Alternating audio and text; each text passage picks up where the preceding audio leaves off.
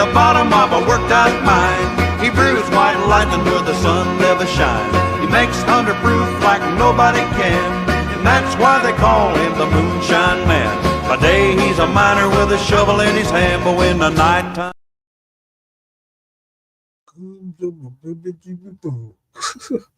The hell just happened? This is weird. Go live. There we go. There, yeah. All right, that helps.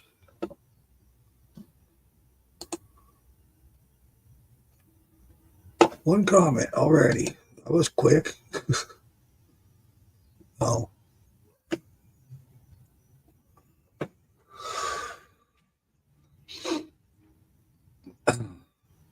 Hey, I got somebody here already. Wow, that was fast. That doesn't show me who it is. Somebody from Morgan's Moonshine page. Well, welcome in. Let this thing get going for a little bit. People start popping in. Yeah, I don't know what I just did to my neck. Man, that sucks. Hey, Common Son, how you doing? Watching from YouTube. Cool. Got these dingings coming in now. Ding, ding, ding, ding. Well, I was hoping for, it was a very short notice of what I did. And I knew I was going to come on tonight, and I was like, man, I don't have a guest. I don't have any plans. I don't know, it just gets to be the same old when I just come in here and just bullshit and drink and talk to y'all and whatnot, and answer questions and so forth. Not that I dislike it, I wanted to change it up a little bit. So I come up with this idea, and I'll play the intro song that I came up with, so y'all have an idea of what my idea is. Let me play it real quick. Even though there's only 2 of you in here watching, I should probably wait, but I'll go ahead and play it.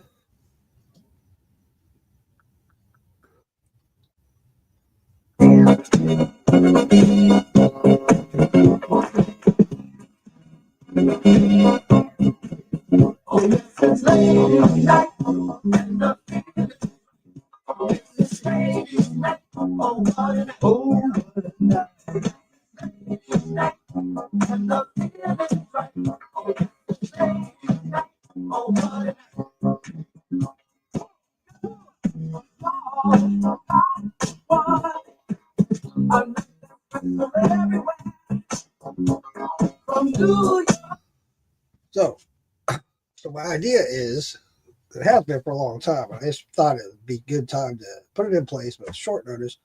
I reached out to several moonshiners, female moonshiners, and asked them to come on tonight, and we'd start doing a ladies' night. I think it's a good idea. I want to get more women involved in this craft and just, welcome them in more and get more involved and just make the community even larger than what it is.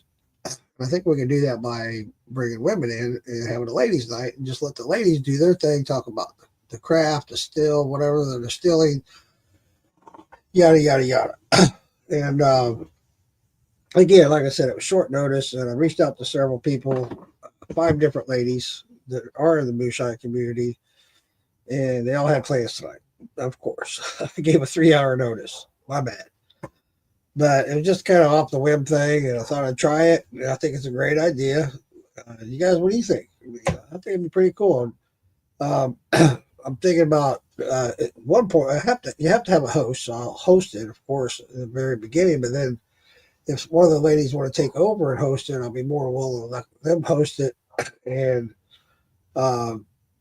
just do their own thing and just have ladies' night only. The guys can watch; they can be in the comments and so forth. As long as it's clean, guys, you know what I mean? Come on. But I think it'd be a lot of fun. It'd be cool. Any input? What you think, Drum and Son? I think it'd be a great idea. We'll see. We'll see how it goes,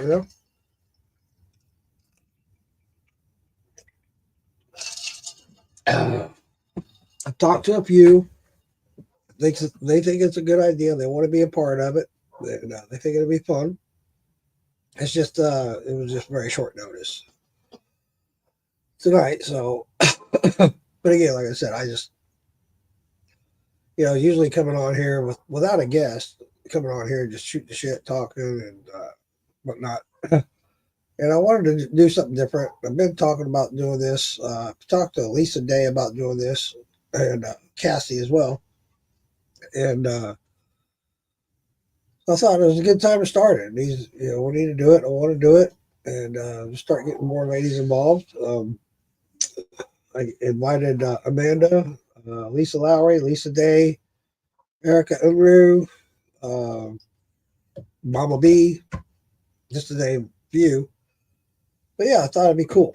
And then the ladies could have a place to come and just go on and do a podcast and talk about moonshine and whatnot and makeup. Who knows? Ladies gossip, But yeah, I thought it'd be cool. So that being said, yeah, I had planned and trying something new when I posted on my page about trying something new. That was the plan, was to do a ladies' night. I know it was kind of off the wall, last minute thing. And I had high hopes that at least a few of the ladies would say, yeah, okay, I'll be there. But it didn't work out that way. So it is what it is. How's everybody else doing tonight? Maybe they might pop in later. Who knows? Maybe their plans failed, or who knows? You never know. Thought I'd give it a chance and try. And shoot, I just saw a message come through that's very important. Let me check this out. You didn't hear that, did you?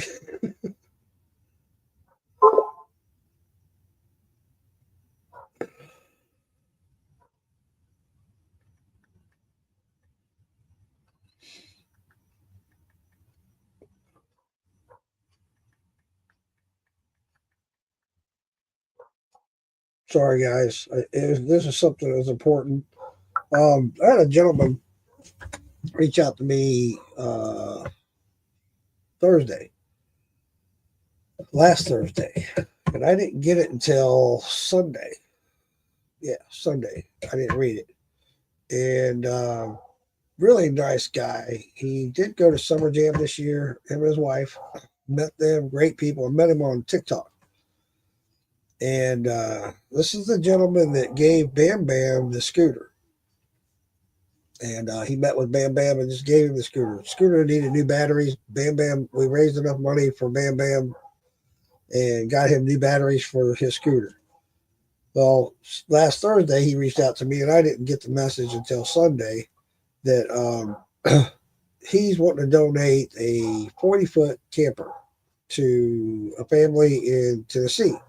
So that's what that was about. I was had to touch base. I want to get this in motion as fast as possible. The weather's getting cold. There's people still there that don't have a place to live and so forth. So that was huge. And he wanted to make sure it got donated to a family with children so that we get them out of the cold. And working with Brandy and Jason Holden on this, along with M2 Team USA. That's his name on TikTok. He's recently joined Morgan's Moonshine Group. I don't know if he's here watching tonight or what, or if he will watch it. But great guy, super nice guy, him and his wife. It was really a pleasure meeting them and what they did for Bam Bam for Summer Jam. And they gave him that scooter before Summer Jam, actually. But yeah, so that's what that was about. I didn't mean to be rude, but I saw it come up on my computer screen that Brandy Holden was sending me a message, so I wanted to answer back right away. Hopefully we can get that trailer up there soon and get these people out of the cold. We're more family, And I thought it was awesome that this guy's donating a camper. I was like, holy crap. And not to mention that, he's got a crew of friends that are willing to go behind the camper and help build around it, make it more structural, and build the plumbing, the electrical, and all that to make it even better. So yeah, get them out of the wind and cold, and it'd be awesome. I'll do anything I can do to help out these hurricane victims that are falling short because of this hurricane, and the government's not helping out. So we as a community do what we can, right? It's a humanitarian thing to do. They got one viewer right here. Is that you, Drummond Son, or did you leave? I think it's Drummond Son. Nobody's coming in. I'm not surprised. It's all good. Maybe I'll pop in later. If not, I'll make this short. I just wanted to come on and have a good time, talk to y'all. I wanted to try that out, try something new, something different. I think it'll be a great idea. I think it'll kick off and end up being a good thing. I hope so. You know, I'd like to see the ladies get more involved and start their own thing. You know, then they can talk amongst each other, talk about their plans, their problems with running a still or a mash that they're building, yada yada. And we can be in the comments and help them out. You know what I'm saying? I think it'd be cool. Also, like to see more women get more involved in the craft, and that was the whole idea about tonight. And what I said, I want to try something new. It failed off the get go, but you know what? You got to keep trying. You know, my mom always said, "You haven't failed until you quit trying." I'll keep trying. I ain't failed yet. And how true is that, right? You really haven't failed until you quit trying. How many billionaires flopped before they made it big? Almost all of them.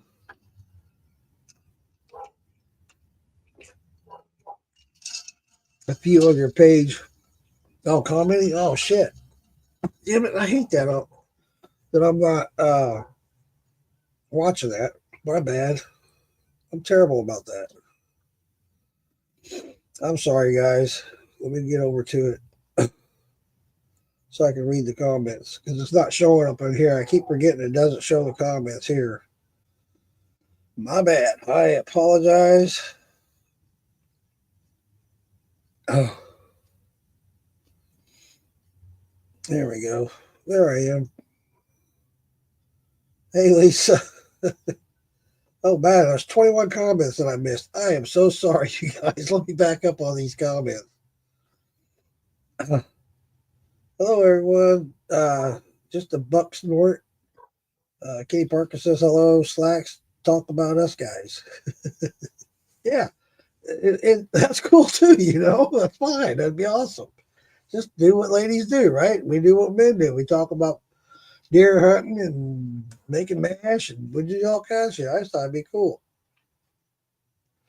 Thanks, Kenny. I apologize, you guys, that I wasn't even watching these comments. I apologize. I feel like a total idiot.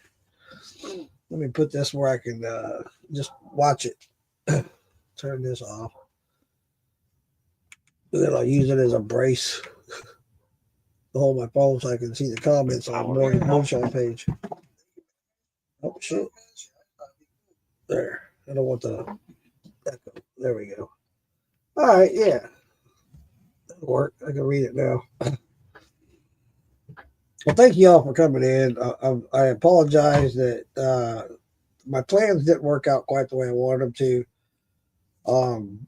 But, you know, when you plan something last minute and give these people 3-hour notice, it's kind of like, well, I kind of already have plans, Mark. It's all good. So I talked to a couple of them. They love the idea. And so we're going to try to set up a date and probably try and do it like once a month kind of thing. And, you know, if it takes off and really good, maybe we'll do it once every 2 weeks. And then if it's really good, we'll do it every week. Who knows? But I think it's a cool idea. Give me your input. What do you guys think? Think it's a cool idea, a stupid idea, or what the hell are you doing? Why are you bringing these ladies in here, Mark? This is a men's group. Well, I totally disagree, but mainly we got Lisa Day here. And there are a lot of women out there that do the craft that do a very well job. So I just like to see it. Yeah, I'm a corn star. That's right. I'm a corn star.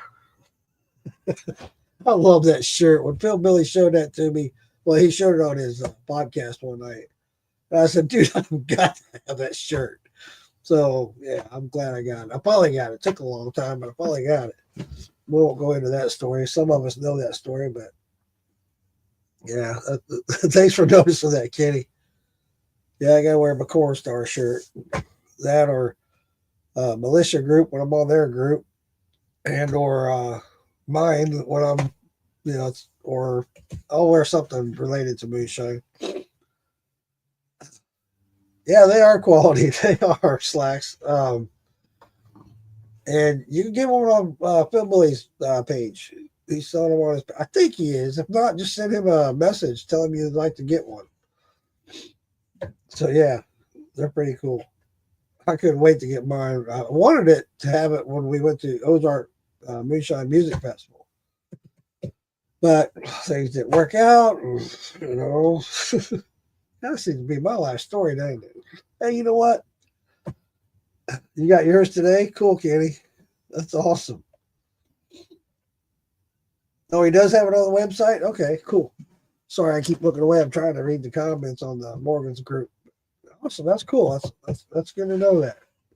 Also, he's helping with Wes with those barrels. That's cool. Now Motivator Barrels got a competitor. So, hey, that's what America's all about, right? Hey, you know what we forgot to do, or something I forgot to do? And I said, we, like you're in here with me. We want to start this show off with a shot. Shots. Mark Morgan's not in here. My shadow. Where's my shadow?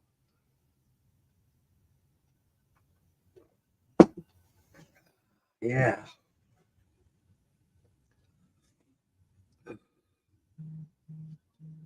Yeah, I'll send you one, Lisa. Yeah, absolutely. What size?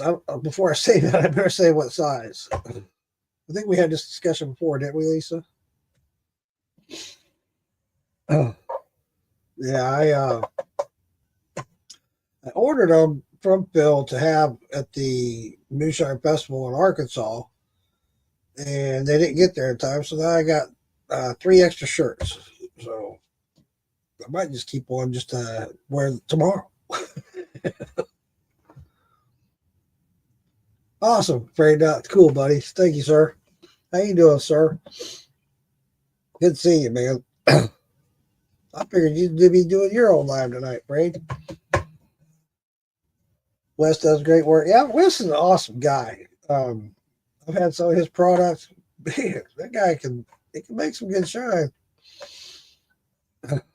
Okay, Lisa. We won't. Just message me your size and whatnot, and I'll make sure I get that out to you. Hey, Frank, Daniel, how you guys doing? Randy Mace, welcome in, guys. Thanks for coming in. I tonight when I said something about trying something new, I see there's a lot more people in here now. I'll re-announce it or say what the whole plan was. I'm starting to do a ladies' night, and it'll be where we have female shiners come on and just do their thing, talk about what they're doing, what kind of mashes they're building, what they like. Let them do their thing. You know, I thought it'd be cool just having nothing but ladies' night. Lisa knows about this. We've talked about it a long time ago, and I just figured, you know what, it's time to just do it. But me at the last minute asking these ladies to come in at the like 3 hours before I went on the podcast, they're all like, "We got plans, Mark." So you need a break? Yeah, we all need breaks. I'll tell you what, depending on what you need, what you're up to, what you're doing. But yeah, that was the plan. And that was what I said. What I meant by saying I wanted to try something new, And I just thought it'd be cool. And hey, Hillbilly, let them do their thing. I mean, we do our podcast like we go on Hillbillies, and it's all guys. Sorry, Lisa, I don't mean to exclude you, but it's mostly guys. And everybody's texting me.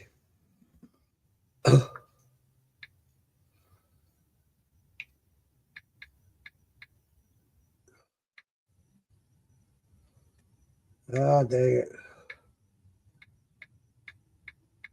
There we go.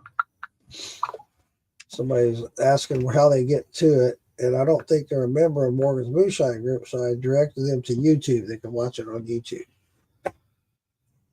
But hey Wayne, how you doing, bro? I was just talking about you yesterday, sir. I saw that video you did in the spring water. That's pretty cool, man. I like that.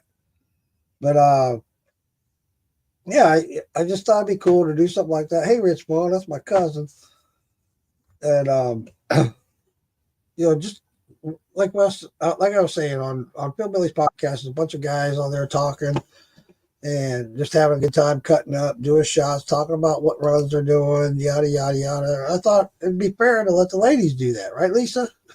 Sure, why not? I thought it'd be really cool. Yes, yeah. It's a different perspective on it. Yeah, absolutely. Just let them have their fun and do their thing. Ladies night, hey, they sit down and cut up like us guys do, It'd be fun. Yeah, I thought it would be. Well, welcome in, Lisa. Thanks for coming in. I just noticed that you'd sent me a message. Oh, yeah. I said it, and then I see you chimed in saying, everybody's commenting on your page. I was like, oh, shit, I forgot. I can't see that here. Yep, that's where I was first. And then you said something about there's nobody commenting and you only see one. And I'm like, hey, wait a minute. There's a bunch of people here. Sorry, guys. So I jumped over. Yeah. Well, thanks for coming in, and I really appreciate you being a part of it. Sure. If I can, I'm going to help. Shots? Would you indicate the shots, or you're drinking? Okay. Yeah. Oh, yeah. Yeah.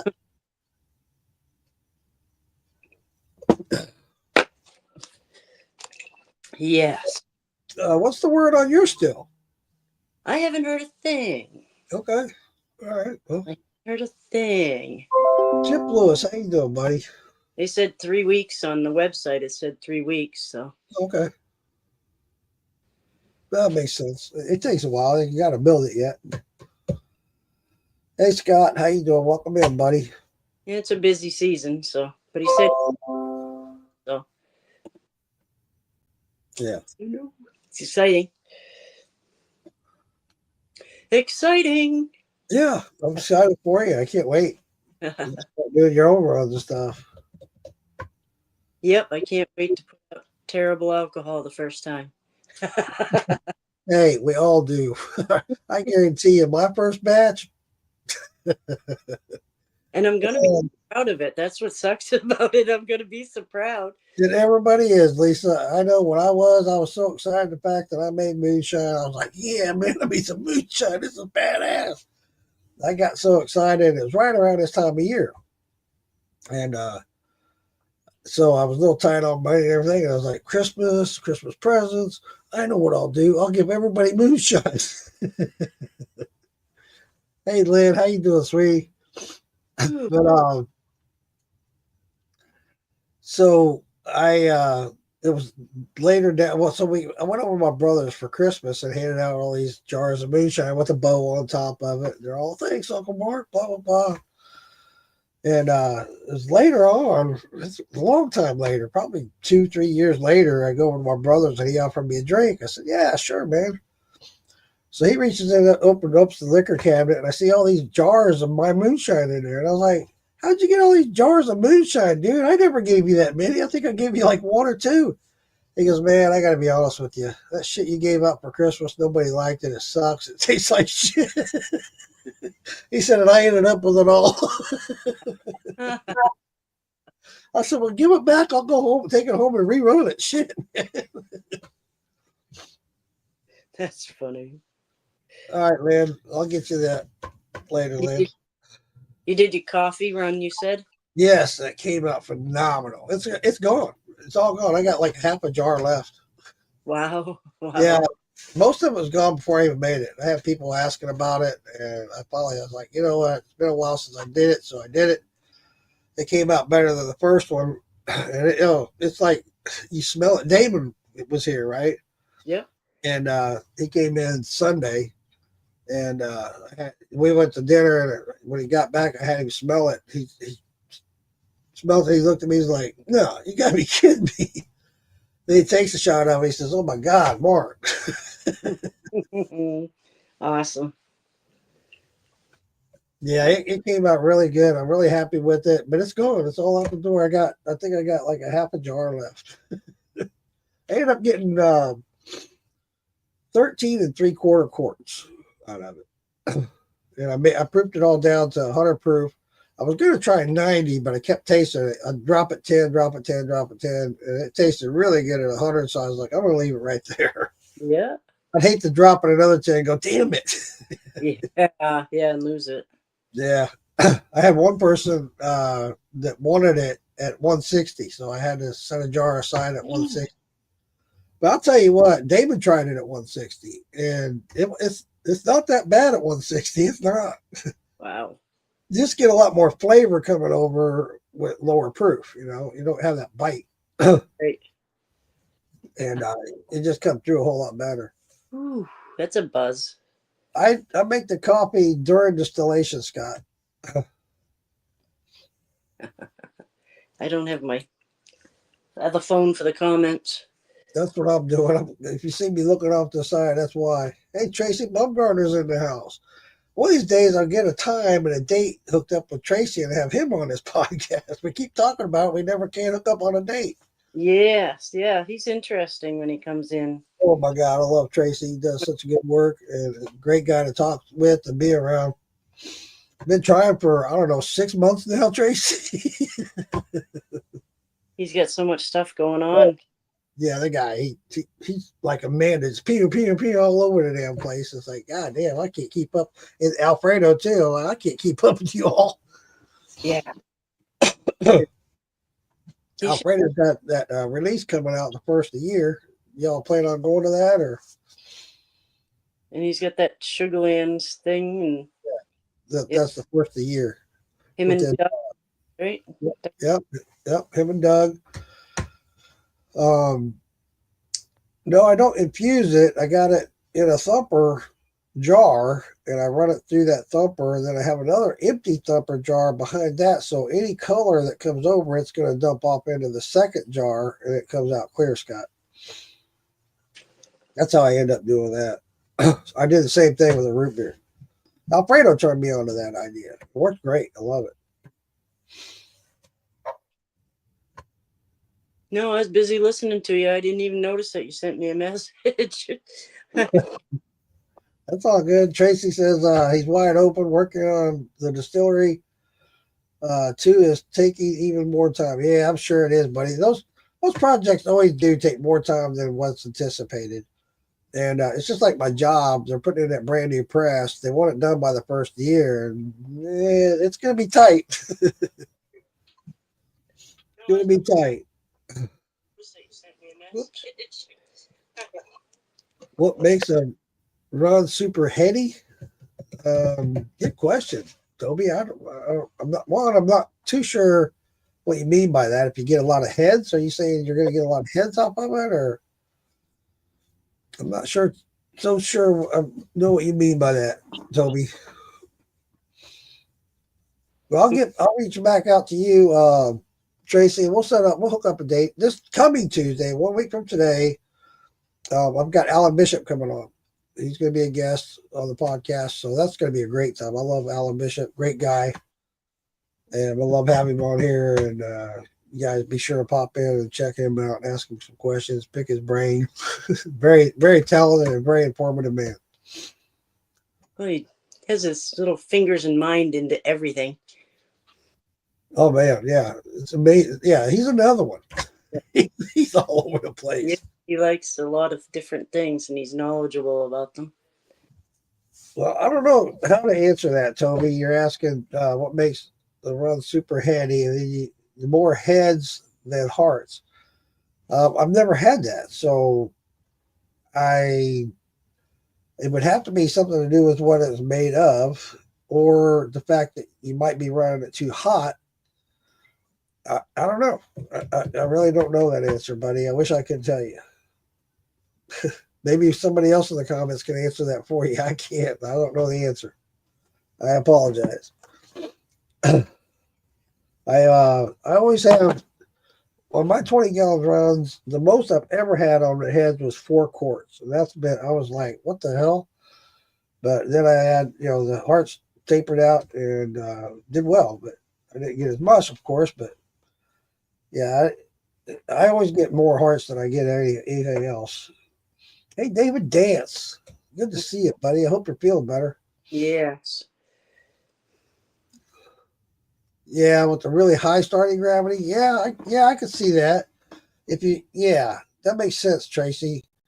If your starting gravity is way up there and you're running with now that you mentioned that, Tracy, I've heard that. If you start off with a beer or mash that's 13 proof or higher, you're going to get more heads. That's right. I do remember hearing about that. And that's why I try to keep my mash at, they say the recommended is 9 to 11% alcohol. It was 1080. Wow. That's getting up there. Mine when I start, it usually starts at 1060. And it usually does pretty good. I'll end up with 3 quarts of heads and then 8 or 9 quarts of hearts and then tails. But yeah, that makes total sense. The higher the gravity, and I read that a long time ago. You don't want any higher than 11. You start getting into 13, 14 proof alcohol, then you're going to have hearts or heads. I'm sorry. That's good, David. Glad to hear that. David says he's still in the hospital, but he does feel better. Glad to hear that, buddy. Thinking about you, man, a lot. Miss you. Yes. I'm glad you're here tonight, man. That's awesome.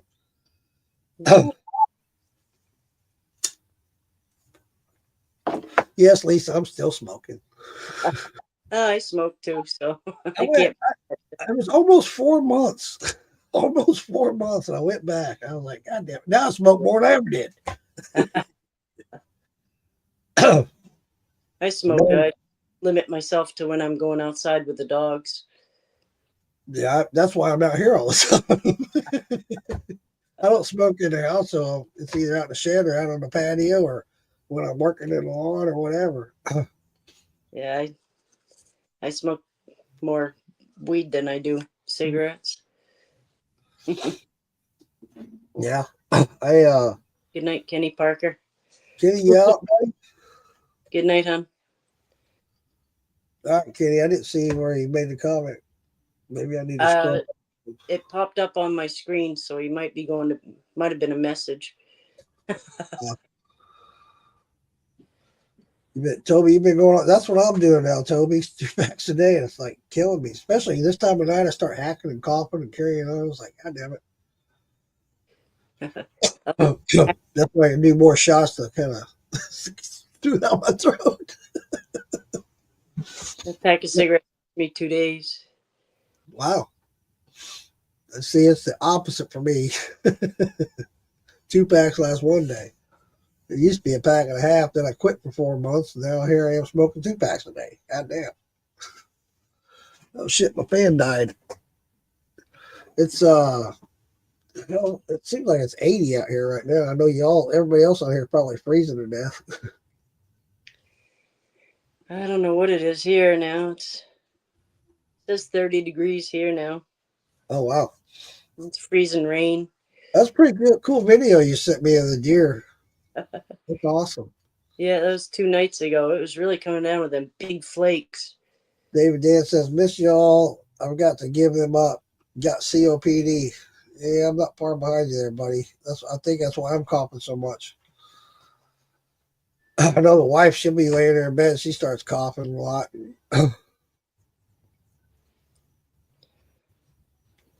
You leaving, Toby? Is that a bye? Say a goodbye or just bye? Got to run to the store to get coffee. Could make you some coffee, Sean? When I saw the coffee, I thought that's what it was going to say. Yeah. Yeah, I was really impressed with how that came out. David was able to try some Randy stuff because I had like 7 different things that Randy made, And David tried those. He's the same way I am as far as what he liked the most of. That whiskey he made, and he hung in those barrels and hung out in the bar and let them sway back and forth. That stuff came out great. Jamie, how you doing, sweetheart? Welcome in. Is strawberry, the 110. Yeah. And the smell, you can smell the strawberry right. Yeah. From, so. That's what Dave was saying, and I totally agree. And then, I got it straight off the still originally.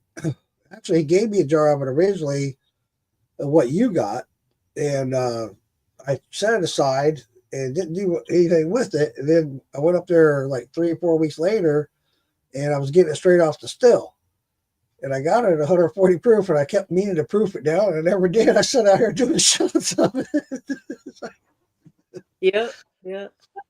I had a little shot glass, and I took a sip, and I was like, ooh, that's 110. That's, and then it sat there, and I did the rest of it, and it wasn't as bitey.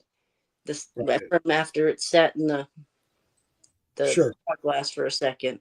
Speaking of it, it's good. I forgot it out in the other room. Get dogs. I'm drinking Jägermeister and Red Bull. Oh boy. Ooh. Yeehaw. Yeah. Yeah, that's the funny thing about that coffee. And Jamie could attest to this, is that she's had my coffee. But this time it came out better, Jamie, so just telling you. But it carries over the caffeine. So you get that caffeine buzz and you're just, woohoo, let's party. Next thing you know, oh my God. When you my package, Cassie had taken the coffee out of it. And I was like, you're honest anyway. Dadgummit, that girl, what am I going to do with that girl? I loved it though, because it adds to the story, Yeah, right. That coffee, man, you ain't sending that out. Oh, well. I'll see if I can do something for you on that when I send that shirt. Yeah. You said you had one. I went on his website and I didn't see them. So nobody up here will understand it. No, they'll be looking like you're like, what? Corn star? Did she mean to say porn? That's funny. Where do I know you from? Do you watch porn? Do you watch porn? That's funny. I knew it. I knew it was you. I just didn't recognize you from this angle. Yeah, you did, Jamie. You did clean me out. When we were at Maggie Valley, I had that. I took the company up at Maggie Valley, and everything I had, Jamie got it from me. I said, hey, can't argue with that. Come on, you got it. Yeah, everything I had left, Jamie ended up getting. Her and her husband. Which is all right. Yeah, I'm not gonna complain. Not 1 minute. There, I got my fan back. There we go. I got one of those battery operated fans. I love it, man. It's a little portable. It's got a clip on. I clip it on. It's a little board up here on my shelf. And, that's nice. Tim got a Ryobi, I think it is one. That's what I got. Yep. You can hook it up to electricity, or you can hook the battery to it. Well, this one is just battery, but I love it, man. This thing's awesome. It's so portable. You can put it anywhere. You can face it anywhere. It's got a high and low. Love it. Absolutely love it. Yeah. But he has all those, the weed whippers and the. Old Jones. I was on TikTok last night and I was telling this story about the coffee, and I've told this story several times, so I wasn't going to say anything tonight, but I'll retell the story for those that don't know. On that first time I had that coffee, it was some that Alfredo had given me, some that he had made. And I sat out here on TikTok one night. I went live on TikTok, and I was sitting there just that coffee just had me wired out. I was just going to town. And I look over my shoulder to see what time it was. It was 7 o'clock in the morning. And I'm like, oh shit, I got to be at work in an hour. Oh, no. Hey, Sean, Dennis, welcome in. Tony Tate, how you doing, brother? Haven't seen you in a minute. But yeah, that caffeine will get you. I think almost everything I make is dangerous. You got to watch out. That That's really good. The peach was my favorite. well, I love that peach. Everybody loves that. I can't keep the coffee. I can't keep the root beer, and I can't keep the peach. It's gone. As soon as I make it, it's gone. Yeah, that peach In root come out beer. so good. You haven't had the root beer?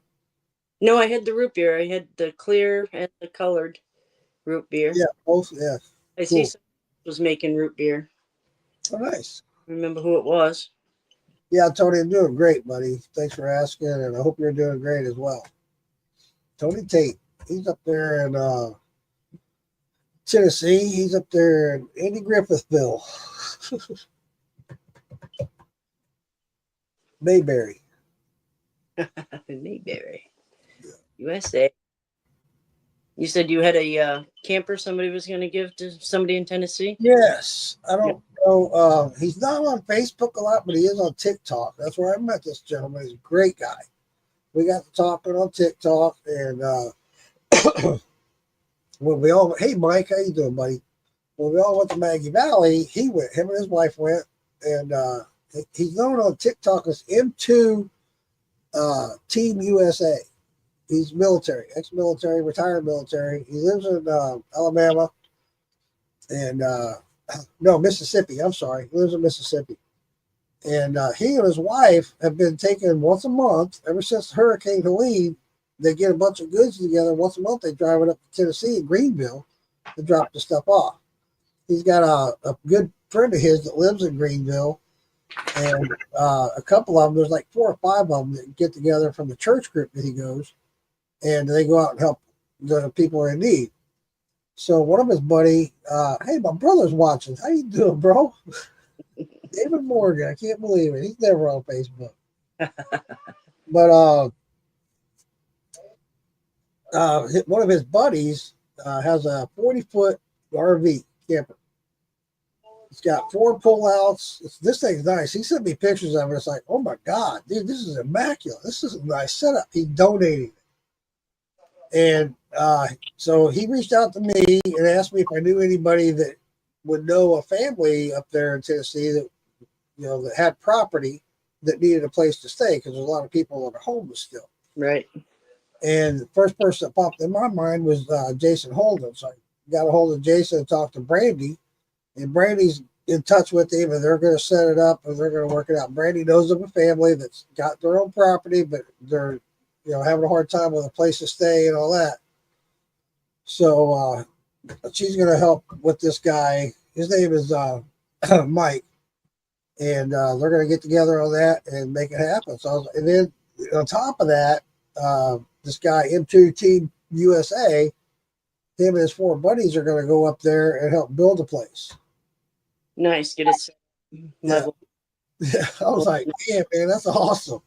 Nice. I get So I'm really happy for that, and it kind of cracked me up because he told me I was the only one he knew of that was a moonshiner that would know anybody in that area, and I was like, well, hell yeah.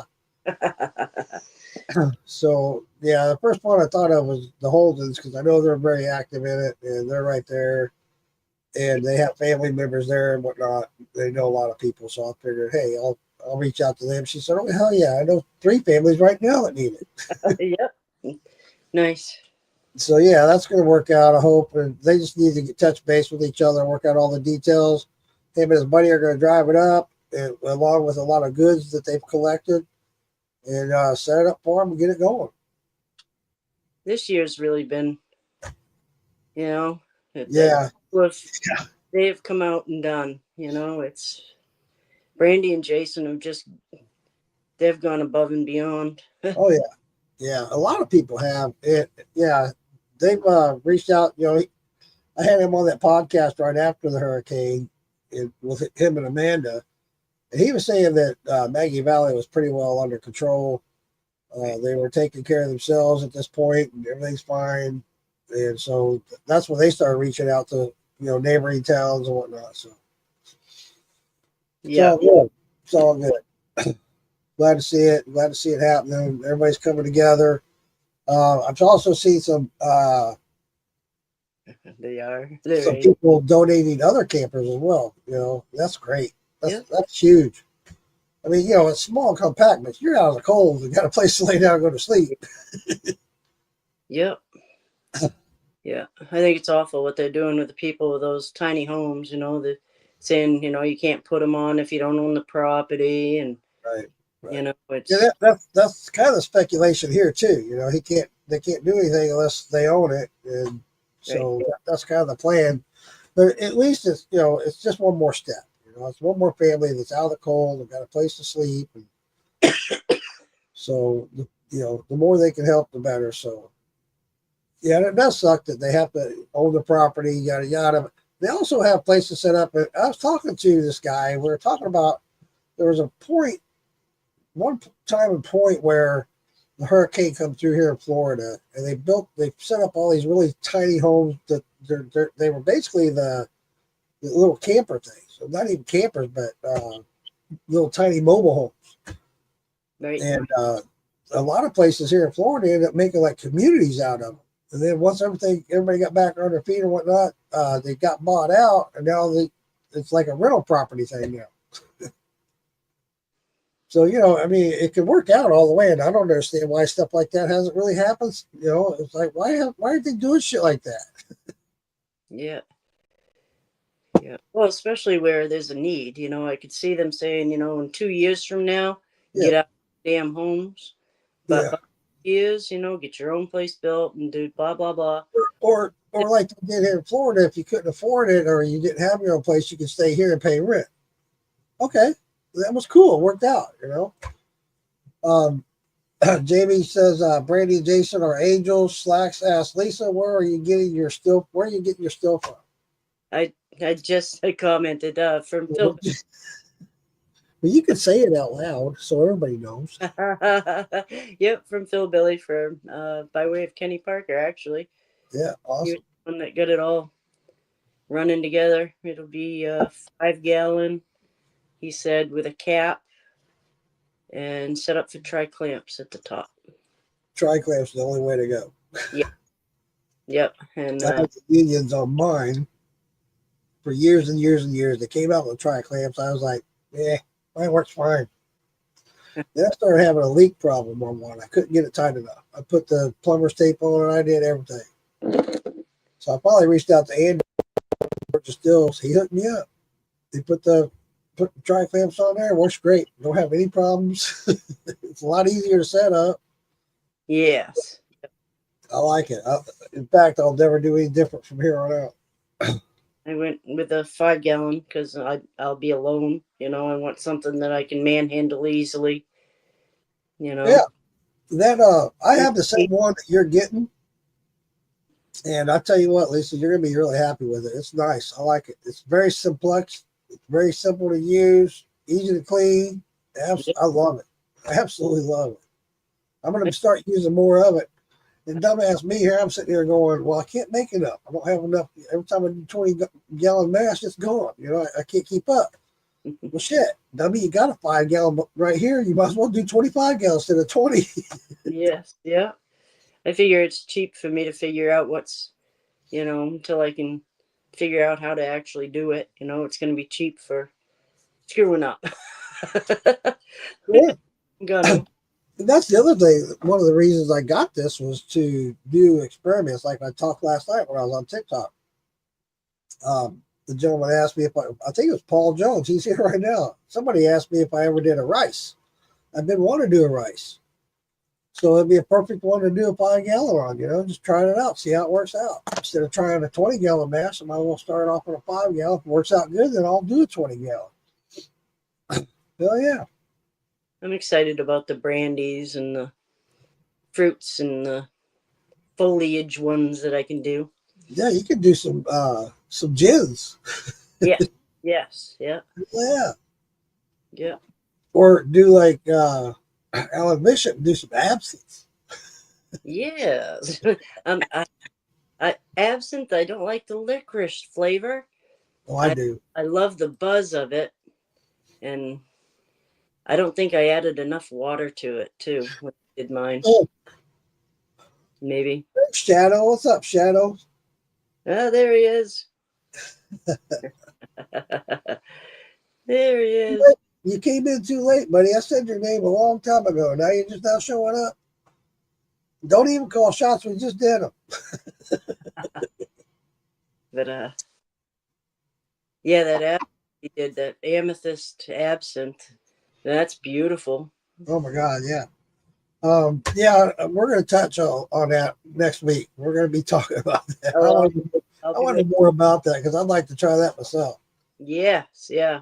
That's really interesting. That's another one that I've been wanting to experiment with and try it. And then the fact that he came up with that clay pot as a still, dude. How awesome is that? Yeah. That's as simple as it gets. Right there. What's he going to get? A shot out of that little thing, but still. Yeah. I'm just kidding. I don't know what he'll get out of it. Oh, you always have their shots. That is. Yeah, I knew you was headed there. Shots. We need to come up with a song called Shots. Where's that Nelson guy? Nelson Raven? Doesn't he do the songs? Yeah. Pretty good, yeah. Slack says, I hope you have better luck with your apple brandy than me these today. I've been finding that stuff 2 batches now. Yeah. I said probably a sugar wash was best. Somebody was telling for my first one to try. Absolutely. That way you just get the idea of how it works, and how it breaks down, and the whole 9 yards. And they're easy to run. And just like we were talking on the podcast the other day with Cyrus Mason, when you're doing a sugar wash, that's, you're not going to get any of that. What am I trying to think of? Methanol, yeah. So yeah, you're good to go on that, and it is something very good to start off. When you do the first, you're gonna get more methanol when you start messing with the fruits, doing your brandies and stuff. Mm-hmm. Yeah, and I noticed that's on my heads when I'm taking off the heads. I'll have more heads on that than anything. Right. Huh. Poor Jamie, she's got 2 sick kids and a hubby. And all 3 got the flu. Dadgummit. Yeah. Yeah, keep taking your vitamins, Jamie. Right. Yeah. Hey, Bob Tiny, how you doing? Hey, Bob. Yeah, even like Slack said, your corn mashers are pretty easy to do. They're harder to mash in, but that's why I think everybody's telling you to do a sugar wash. It's easy, it's really easy. It's not hard to mash in or any of that. It ferments just fine, At least it's something to start and get you the idea of the whole process. Yeah, I had to ask once what that Uncle Jesse's simple sour mash was. They had the initials to it, Uncle Jesse's UJSSM. And I'm like, what the hell is that? Finally, I asked. I'm going, all right, I'm blonde. I can't figure it out. What is it? Hell, I'd have been right there with you. What's the what? Yeah. UJ, what the hell? Yeah, I had the sour mash, what at the end, but I couldn't figure out who Uncle Jesse was. So finally, I just asked. I seen it at a couple posts, and then finally one, I was just like, all right, somebody will tell me. I'll just admit it. I don't know. Hey, there's nothing wrong with not knowing. There really isn't. That's why I tell people this all the time. That's why I started Morgan's Moonshine Group. Because when I first started getting into this, I started on my own, just from a whim. I was winging it, man. That's why my shit tasted so bad. But I was going into other groups and getting put down for asking questions, getting cussed out, yada yada. So I started. You know what? I'm gonna start my own group, and I'm not gonna put anybody down. Ask a question. Right. We all learn sometime, So these guys that do that think they know it all, I'll tell you what, there's guys out there that have been doing this forever and ever and still learn stuff. Just ask Bad Santa, he'll tell you. Yeah, yeah. That man's been doing it longer than anybody I know. Seriously, he's been doing it for almost 45 years, something like that. It's a long Right. time. I wish I had learned more when I was doing it way back when. I Yeah. was just trying to survive. I had kids to raise, and you know, And that's another point you bring up about the kids raising. Usually the mother does do most of the upbringing and stuff and spends more time with the children. And then, that's kind of one of the things that I think a lot of women aren't into the craft because of that. yeah, And so by doing a ladies' night, I'm hoping it inspires more women to come on and start doing the craft more and start learning more about it and want to do it more. And, tell the husband, look, I'm going to be on this ladies' night for 2 hours. Just take care of the kids for 2 hours. yeah, yeah.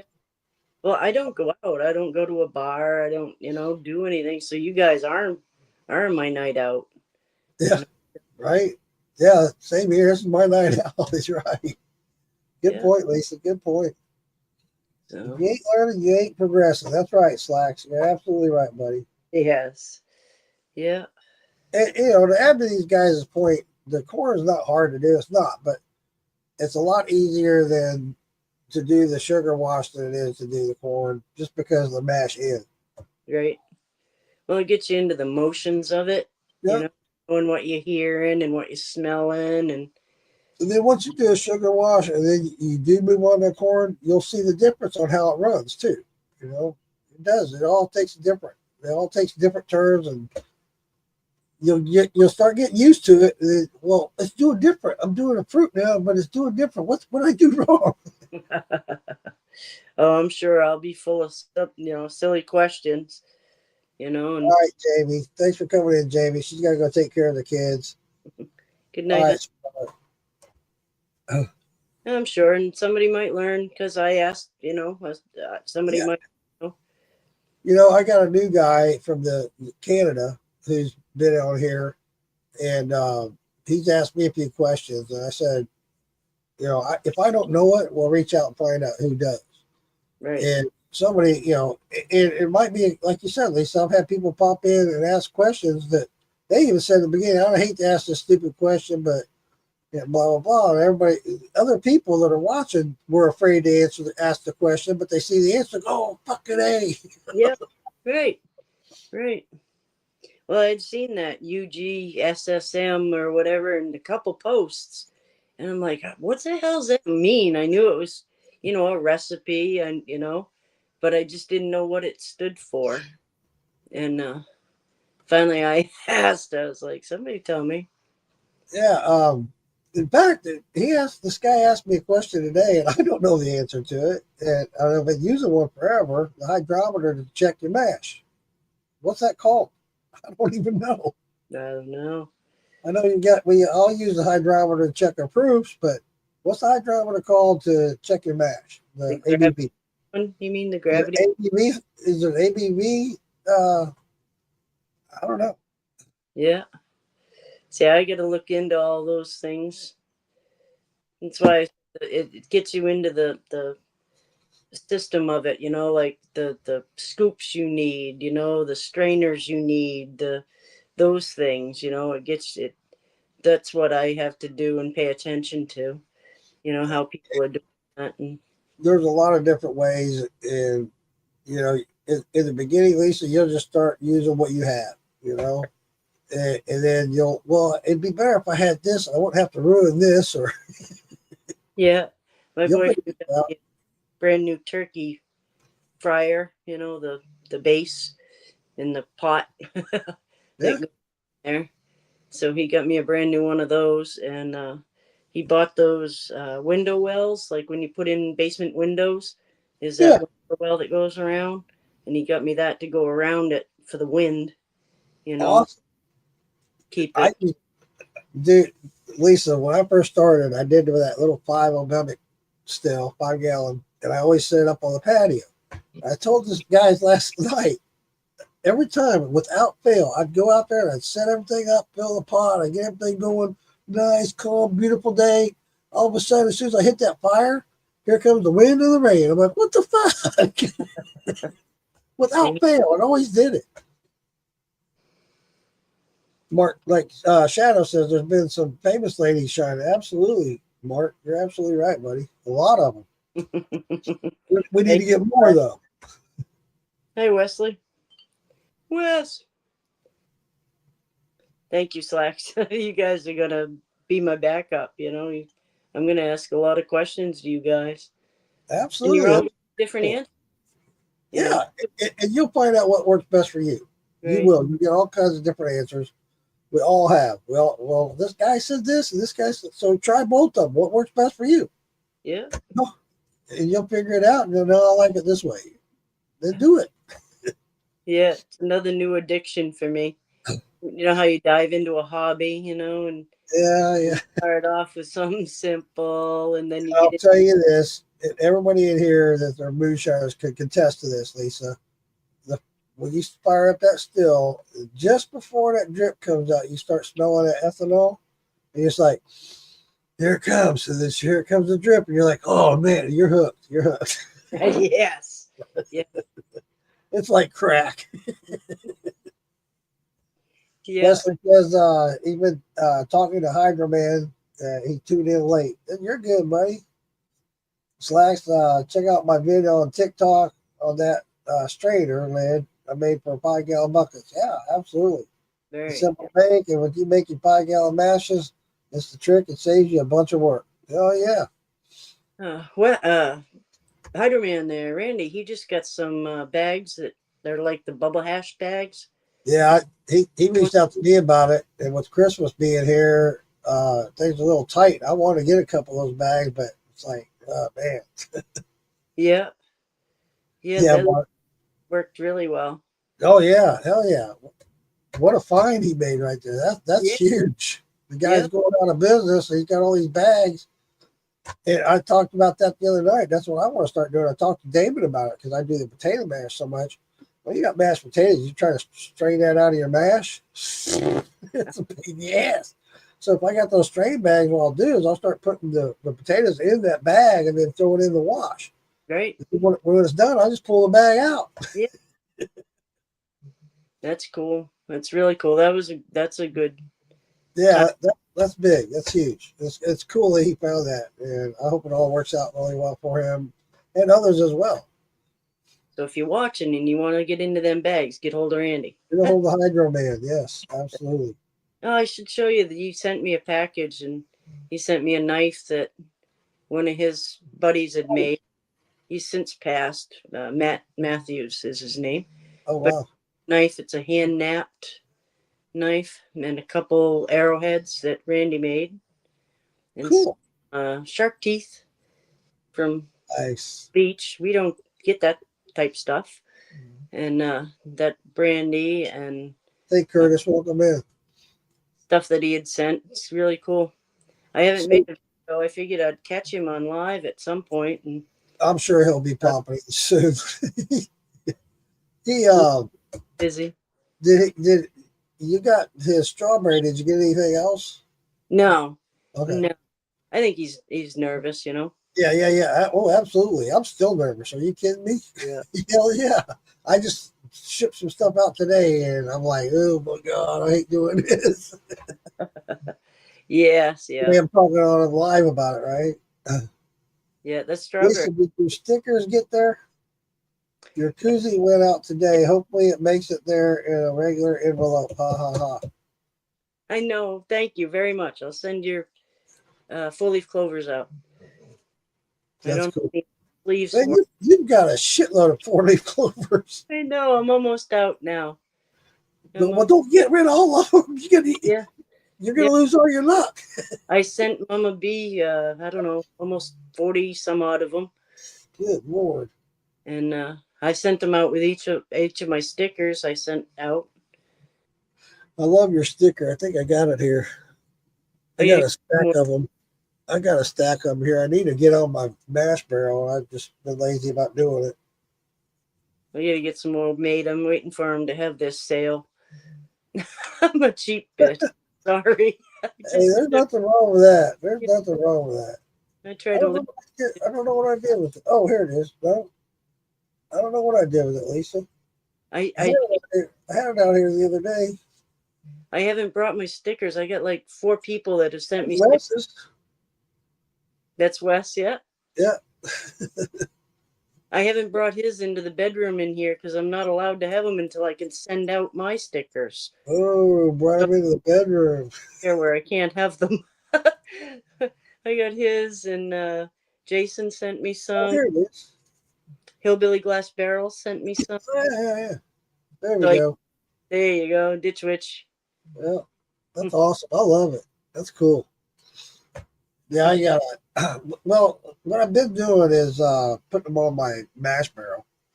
And when I have to wash it off, a lot of times, some of these, especially the homemade ones, they'll wash off and they fall off. Right. So what I've been doing is asking, when I ask for stickers, is to send me 2. And what I'm eventually going to do is I'm going to make a board and just put them all on there and then shellac over it. Right. Yeah. So that way they'll never go bad or get discolored or anything like that. I've been putting mine in photo frames. Yeah. That's a good idea too. That way they my glass and you'll never have to worry about it. Yeah, well they try to I go to the camp, to my boyfriend's house. Wherever I am, I can take them and hang them on the wall. Slack says my shine identifies as hand sanitizer.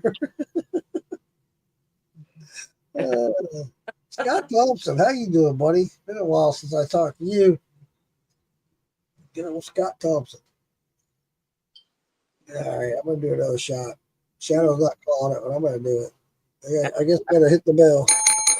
Ding ding ding ding. It sounded kind of dull. I'll go grab Randy's strawberry here.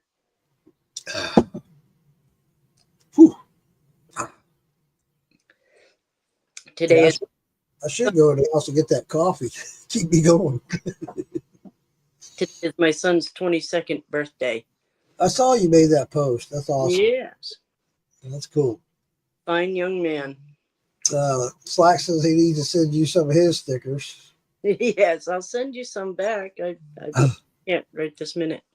Wes says I have a sheet of fake copper I'm building a frame for so I can display everyone's stickers. That's awesome. That's a great idea. Yeah. That's a great idea, Wes. On copper. Yeah, I like that. Put it on copper.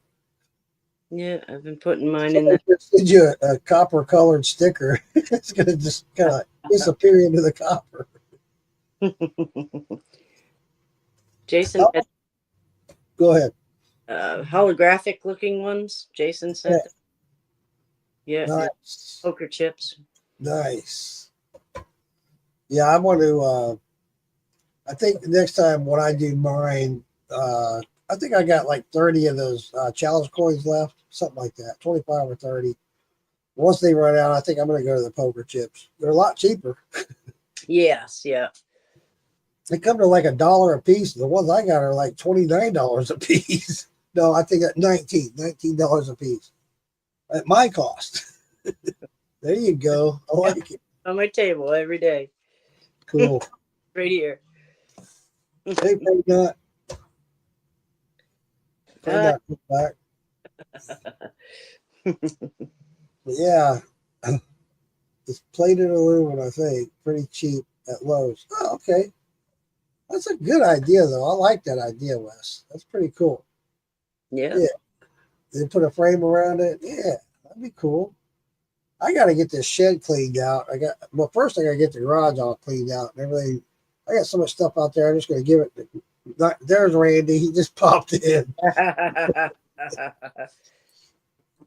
So I got to just get that garage cleaned out and my garage door opener fixed. Well, actually, my garage door's all screwed up. But once I get that taken care of, I can take everything out of here and put it in the garage like it needs to be.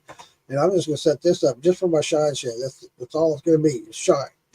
Yep, man cave. Yep. I'll be out here and that way I can organize everything better and have set up another still, set up another mash drum. You know, I just want to be able to do everything here instead of Very running around the house. good. And, I'm gonna move my militia flag up. So, wearing my little hat. well, Randy, we've been talking about you, buddy. Hi, hillbilly glass barrels. I didn't see he was in here. Yeah, yeah. He was in here a long time ago.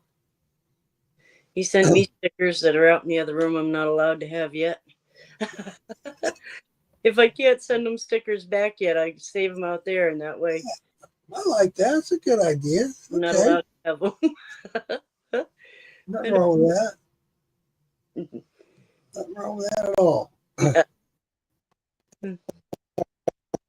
Keeps you in check. I did save one of my own. Afraid Not was going to send me my own stickers back because I forgot to save some for myself. But I did. I saved one for myself. That's awful nice of him. I mean, yeah, okay. He's like, "You want me to send them back?" And I'm like, "No." It was the Elixir of Doom ones Ah, that I neat. saved. That's cool. Brian LPR Shine. Just talked to you last night, brother. My ears are burning. Need a shot to cool them down. All right, I'll do a shot. Wait, I'm going to do a shot of Randy's right here. This guy, this stuff right here is pecan. Ooh. This stuff tastes good. David's had some of it. He loved it. This pecan is awesome. Oh my God. It smells just like a pecan pie. Just like a pecan pie or pecan pie. This is good stuff, Randy. You did a good job on that, sir. Thumbs up on that one, buddy. 2 thumbs up. Yeah. I keep that out here all the time now that the weather's cooled down. I keep it out in the shed. Man, the aroma on that is just wow. I'm telling you, it's just like you just had a fresh pecan pie made. Yeah, phenomenal.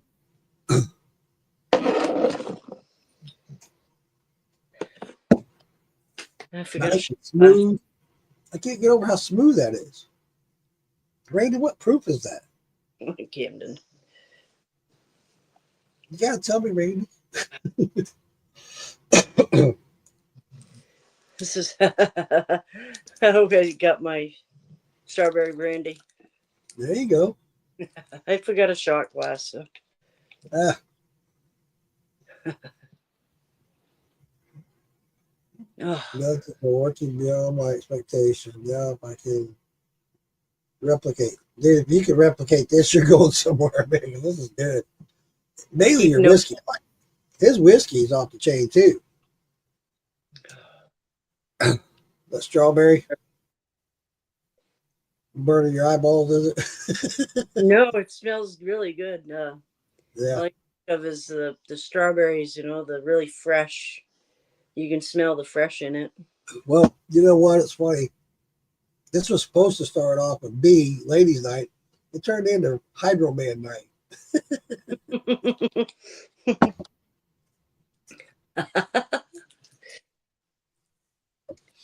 Yep, it's Hydro Man Night.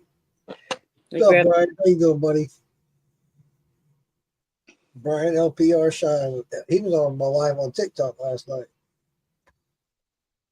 And then all of a sudden my TikTok went blip. I think he kicked me out of my life.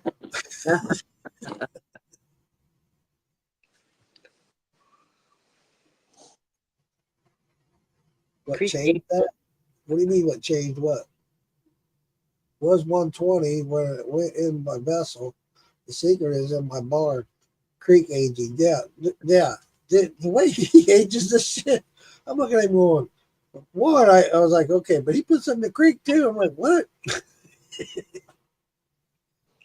It's one thing I'm excited about because up at my camp we have spring fed, so the water will be wicked nice.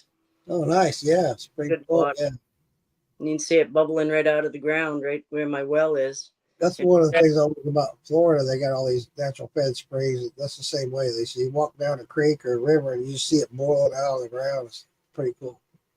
My little pond was a granite slab that goes out into it that you can walk out and jump off.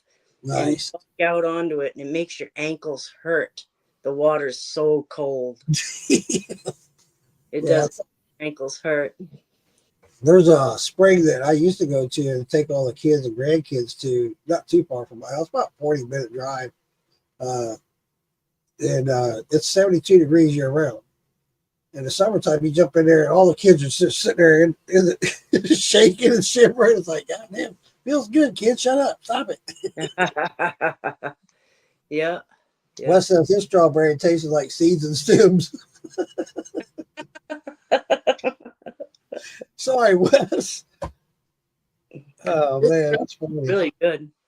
No, dude, this does not taste like 120 at all, dude. At all. Not even close. Randy, I'm not calling you a liar or anything, but I'm having a hard time with that one, man. 120? There's no way.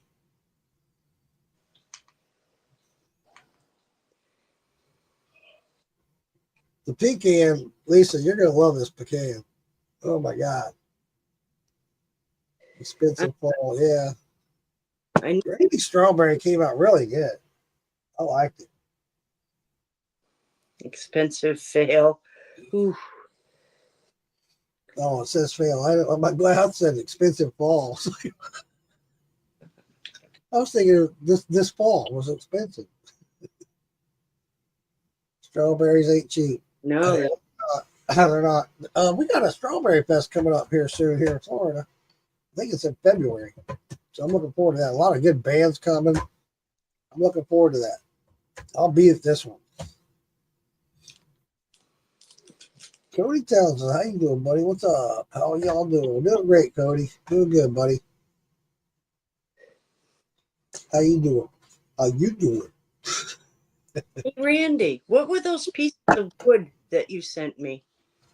What were those for? I forget. I keep forgetting to ask. The 6 pieces of wood? Yeah, there's 2 little pieces of wood there. Planted on the top.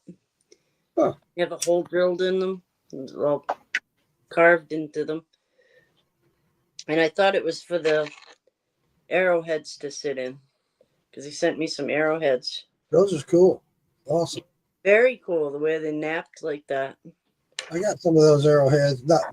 And I got a bunch of shark's teeth. My wife and I used to go down to the place south of Sarasota. It's called Shark Tooth Beach. You go out there and pick up shark teeth all day long. Wow. Not big ones. You're finding all these little ones. They're black, but the darker they are, the older they are. They're millions of years old when they're black. Ah, there's a few in there. Good night, Slacks. Slacks you out. Later, Yeah. buddy. I don't know about shark teeth. We don't get that stuff up here. You know, Yeah. we do get sharks, but I mean the teeth don't up on our beaches. Those are OSA orange wood and was trying to carve out to make them hold an arrowhead. Ah, okay. Cool. Yeah. Thought. Hey, Margie Robbins, how you doing, Margie? Finish that out. Some of them he had wrapped. I don't know if you can see that. He had already wrapped. I wish I knew how to put you in a big screen. Here, let's do this. Let's try it. We'll try something here. I don't know if I can do it or not. No, let's me, damn it. Yeah, that got better. Oh, yeah. Oh, yeah, that's cool. Make a necklace out of it. Yeah, they're already wrapped. Nice. Of them. Yeah. Damn, now I'm really big. My nipples are bigger. It's interesting to check out. I don't get to see those type of things. You know about bear claws and coyote teeth and stuff, but I don't know about sharks. Yeah, I grew up with bear claws, especially as a Boy Scout. We always had those. Then they got rid of those and they started making artificial bear claws for the Boy Scouts. Hardy text info. Shark's teeth were found diving for lobster. I made necklace train for necklace. Ah, cool, Randy. Good job, man. Oh, I got a text from somebody. Who's this? Oh, Wes. Absolutely, Wes. We'll make that happen, buddy. I'll get back with you on that, Wes. Okay, definitely get back to you on that. Yeah, I want to know more about that myself, and then you can get on here and tell everybody about it. That'd be awesome, Wes. Yes, barrels. I want to know more about them as well. So yeah, that'd be great. Love to have y'all. I had Tom Crum on at one time, a long time ago. That's a good time. Yes, he's a funny guy. He is. He is. All right, I poured myself a shot. Where'd I put it? Is that a sign I had too much? No. Damn, where'd I put it? I know I poured one. I forget a shot glass. I probably already shot it down. You got one of mine, damn it, Lisa. Yes, it's over there, shot glass. I just had it a couple nights ago. I had, what did I have in there? Oh, that salted caramel. Ooh, Yeah. I love salted caramel. Really good. I got a buddy of mine out of Missouri. He's on TikTok. He doesn't do Facebook much, but he's on TikTok a lot. And Randy, how you doing? Long time, buddy. Yeah. Freddie? What the fuck was I talking about? Oh, he does a salted caramel. Oh my God, it's wonderful. Wow. I can't wait to try with flavors, and I've done a little post flavoring stuff, for Christmas presents and tinctures. Somebody needs a tincture, and it's for Hey, I did my first one. Yes, the vanilla. Yep, I did. Yep. I did two 750 milliliters bottles and put 20 vanilla beans in it. So I was how many it would take. I was surprised. yeah, somebody told me 10, and I went with 15. That's what it was. I had 15 in each bottle.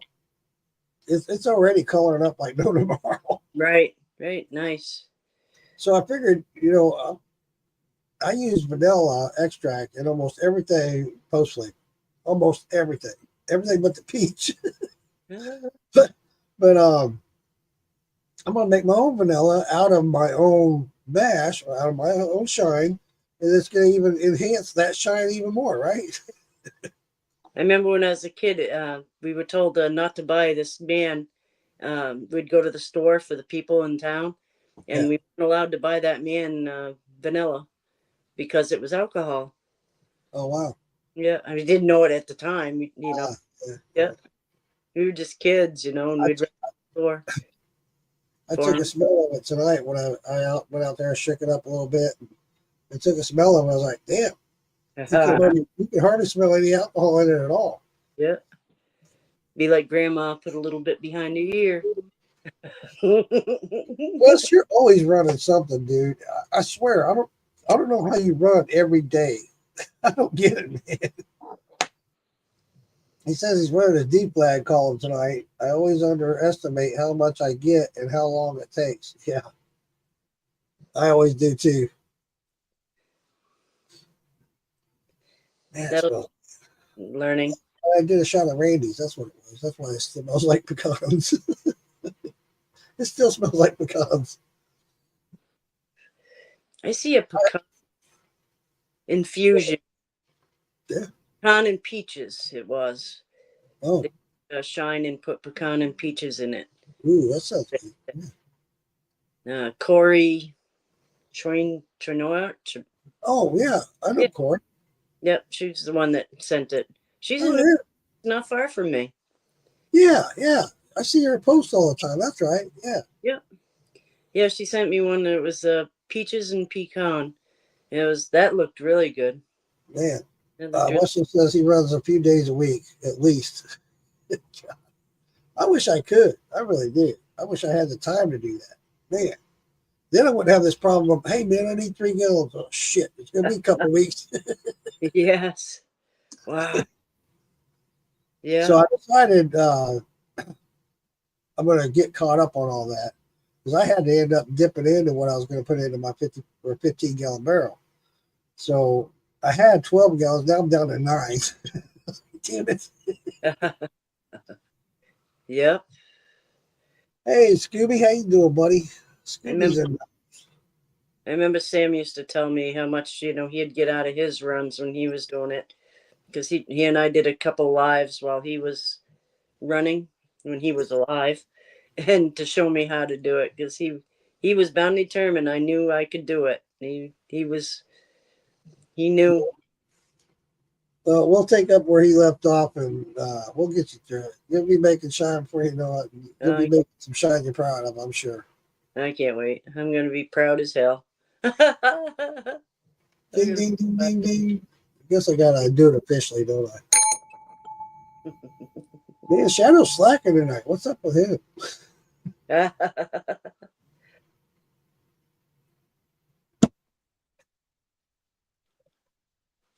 Ooh, yeah. That was my own stuff. The new Shiners was on tonight. I didn't see it, but it was on. Oh, I'll catch it at midnight. there you go. Cassie's here. Hey, Cassie. They'll show it again. Taylor just jumped in. Hey, Kenny, how you doing? Kenny and Cassie. The CKs.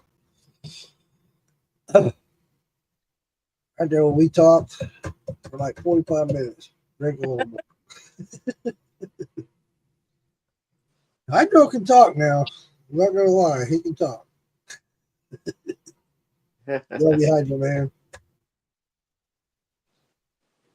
Got me, guys. Big stuff. Drinks on me. I'll tell you what. Drinks on Randy. You won't be disappointed. He got some good stuff. He does. I'm impressed. Got a nice little shine shack out there. Got a big screen TV and stereo going, air conditioning. It's like, damn, dude. Styling. He got plenty of room. You can sit down. He's got a table, and 2 chairs. Man, got a big old bench going on, refrigerator. Guy's got it going on out there. There you go. He's even got a sink out there. Like, damn, dude. Running water. Head. Yeah. Said I'll never leave. I'd be stretching me out of a hammock out there is what I'd be doing. And roll into the hammock.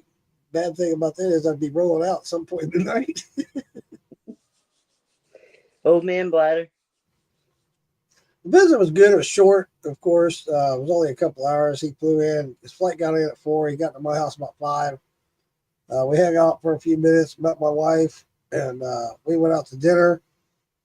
We went Mexican, had a couple beers, got back. He tried some different shine, and I loaded him up with a couple of jars so he could have something for the week while he was here. He said that was the worst thing about flying is he didn't have anything to drink. I said, I'll hook you up, man. Hey, Philip, this is the guy that was asking me. Philip, yeah, he's from Canada. He was asking me about the hydrometer, and I'll ask it again because if somebody replied, I didn't catch it. Guy, Wes, you'll know this answer. Wes will know this. What's the hydrometer called for measuring your ABV in your mesh? What's that called? Philip wants to know. I want to know because I don't know the name of it. I use it all the time, but I just don't know what it's called. He asked me today in a text, and I was like, damn, that's a good question. I use it all the time. I never knew what it was called. I just called it a hydrometer. Triple scale. There you go. Thank you, Terry. Yes. Okay. Man, now look at all the comments. Triple scale hydrometer. There you go, Philip. Felipe, is it Felipe or Philip? I know you're French, right? Yeah, absolutely, dude. Anybody more than happy to help you out. And he's pretty new at the trade at the craft, so I told him earlier, if you have a question that none of us can answer, post it on the mortgage group, and somebody will answer. Right. It's called the Freydot said it's called the Bricks Triple Scale. Daniel Stevens says that's fancy equipment. Okay. Well, you spelled it again, so I don't know quite how it's pronounced. No E. Philip. Okay. Philip. All right. Did I say it right, Philip? If it's not right, say no. Or Phil. I just want to make sure I got it right.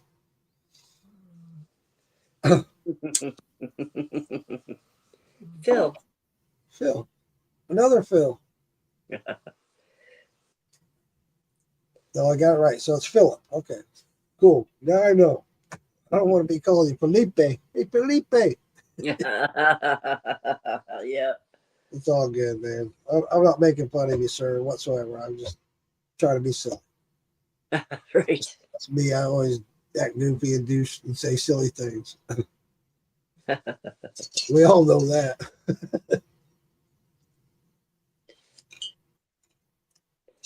Well, I'm glad you joined the group and welcome. And you're welcome anytime and ask anything. You can ask anything. Nobody's going to treat you bad. We've answered the same questions over and over and over. And we don't mind. We don't mind because we've all been there, buddy. We've all started somewhere we didn't know answers and stuff. So you won't know unless you ask. So feel free to ask, buddy. Lisa's new too. She's learning. So there you go. Yep. WFO Moonshine is watching. Welcome in, WFO.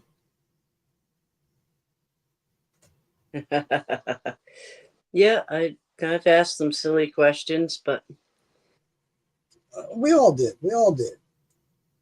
Well, I got kicked out. I mean, the big shit. 10 years ago, I got kicked out of groups because I was asking silly questions. That's why I started my own group. that's awful. You know? We got a new drip in here. I like how Randy says that. We got a new drip. New drip. Hope you catch all your drips. Yeah, how many drips I've spilled over the years. Ooh.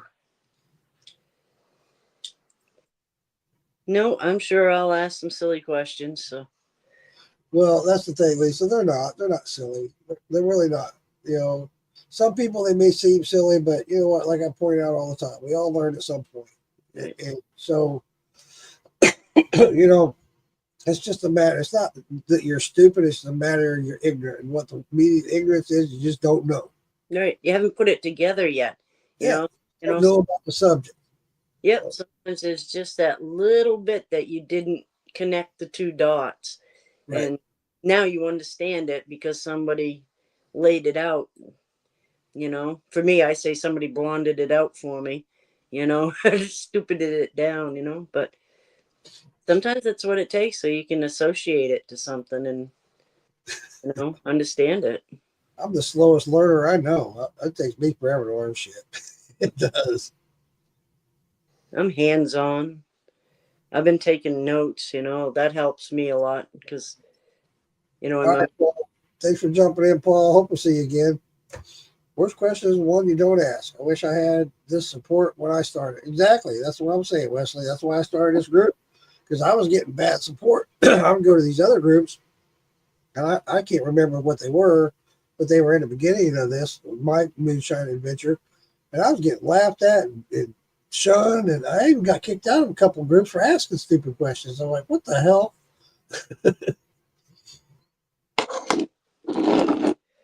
Right. We all do, Wes. And that's the funny thing, and I pointed this out a couple of times. I even mentioned it last night on TikTok, is, I could tell you something and you learn it, and it goes in one ear, but a lot of times we don't always absorb what we hear and what we learn. And then when we do it, it's like, oh yeah, Mark said this, or, then it starts clicking. Yep. Yeah. It'll come around. Just like when we were growing up, and I made that comment to my mom and dad years ago, was the fact that they kept hounding me about shit, and hounding me. And back then, it was going in one ear and out the other. But then when I got older and stuff started happening, I was like, oh, yeah, they told me this was going to happen. Yeah.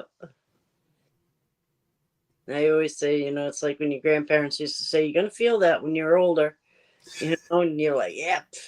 Sure I am. Not me. No, that ain't going to happen to me. That's you. Yeah, let me introduce you to me. Yeah, exactly. We carry the same genes, son. You're going to feel it. Yeah. Yeah. I learned best by fucking it up first. That's right. That's right. Learn from your mistakes. And if you're not learning from your mistakes, then you got other issues. That's why, people say, like with my epoxy, not many people did it at the time when I was doing it. And they would ask, how do you do this or that? And it's like, well, have you done it yet? And they were like, no. And I was like, well, it'll be hard to explain to you. The temperature change, there's a viscosity change, there's a lot to it. A lot.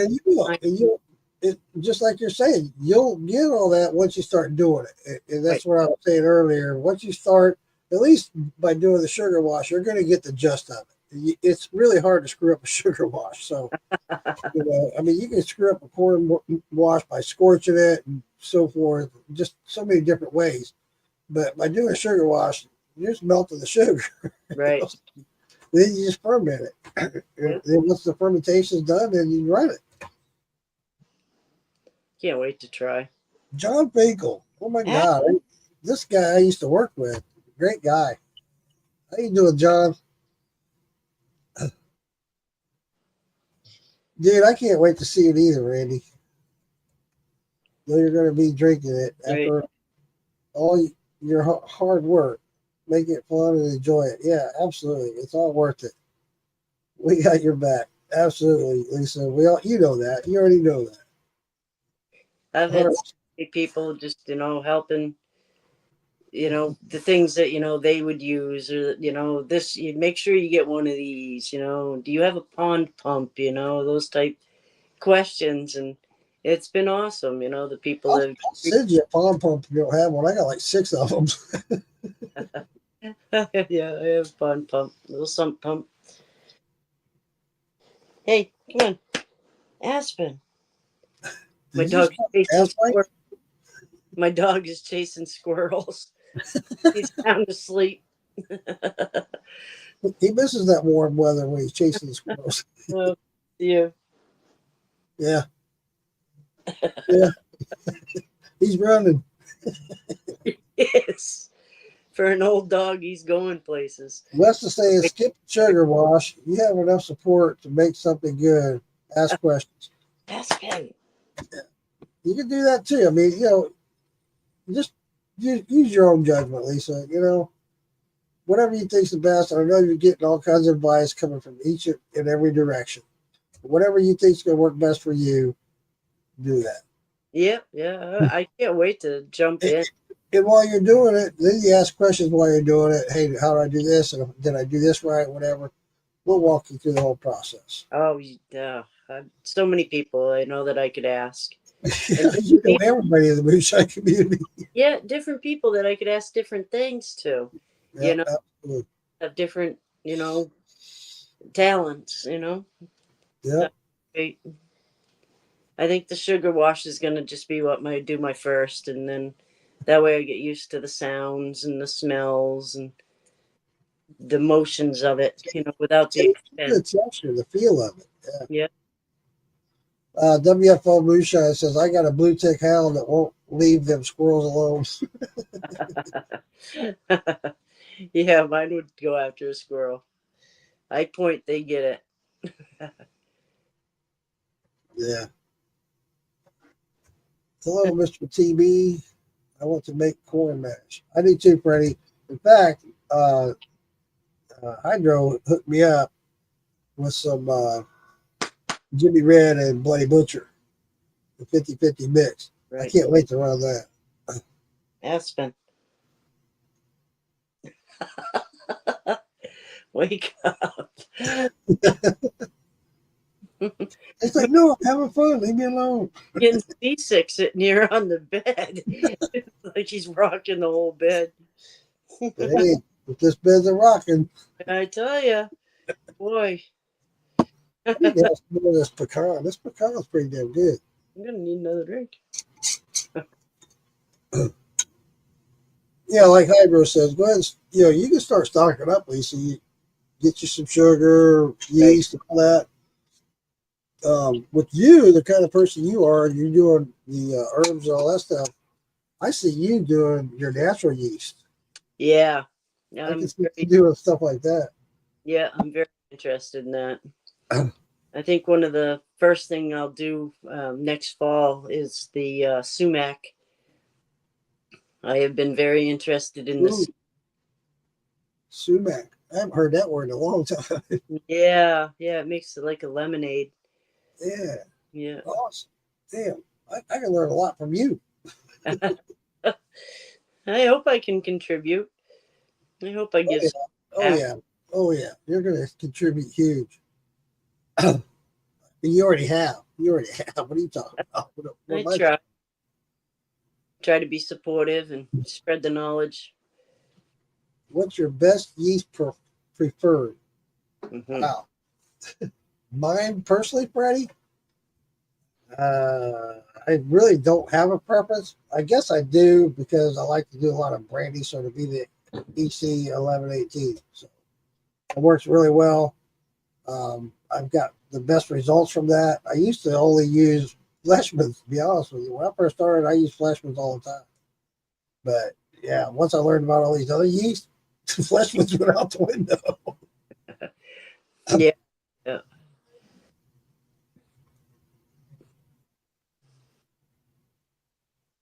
Heard that word years. Yeah. Yeah. That the other one I use, like for my potato, I use the daddy yeast. Yeah. For years, I used Fleshman's bread yeast for a long time. Then I started learning about other yeast. I was like, there's other yeast? Right. I didn't know. Just, ignorant to the fact. Yeah, that was all we did way back when was Fleshman's. I want to end up drinking this whole jar of pecan pie. There was the wine. You could get the specialty, the wine yeast. Yeah. That was like a specialty thing, It was hoity-toity if you could get that way back You're right. when we did, And when I first started getting that, they recommended you kept it refrigerated. Well, dummy me, I forgot, right? I just had it sitting in my bag of goodies, my stuff. And I used it. It worked great. I didn't keep it refrigerated. It worked fine. I was like, well, why do I got to keep it refrigerated? Maybe it works better. I do have some in the refrigerator. Yeah, I'm very interested in making my own yeast. And Bam Bam started doing that. What Bam Bam was doing is he was going to different distilleries, taking the yeast. right, Hell yeah, dude, that'd be awesome. right. What do I think of turbo yeast? It just came up the other day. I don't think very highly of turbo whatsoever. I've tried it one time and I'll never do it again. That's just my preference. I know guys that use it. That guy that goes on Frame Nuts lives a lot. I can't think of his name. He's got the big bar. Oh, Marfugal? Yeah. He uses turbo. He swears by it, but I've tried it.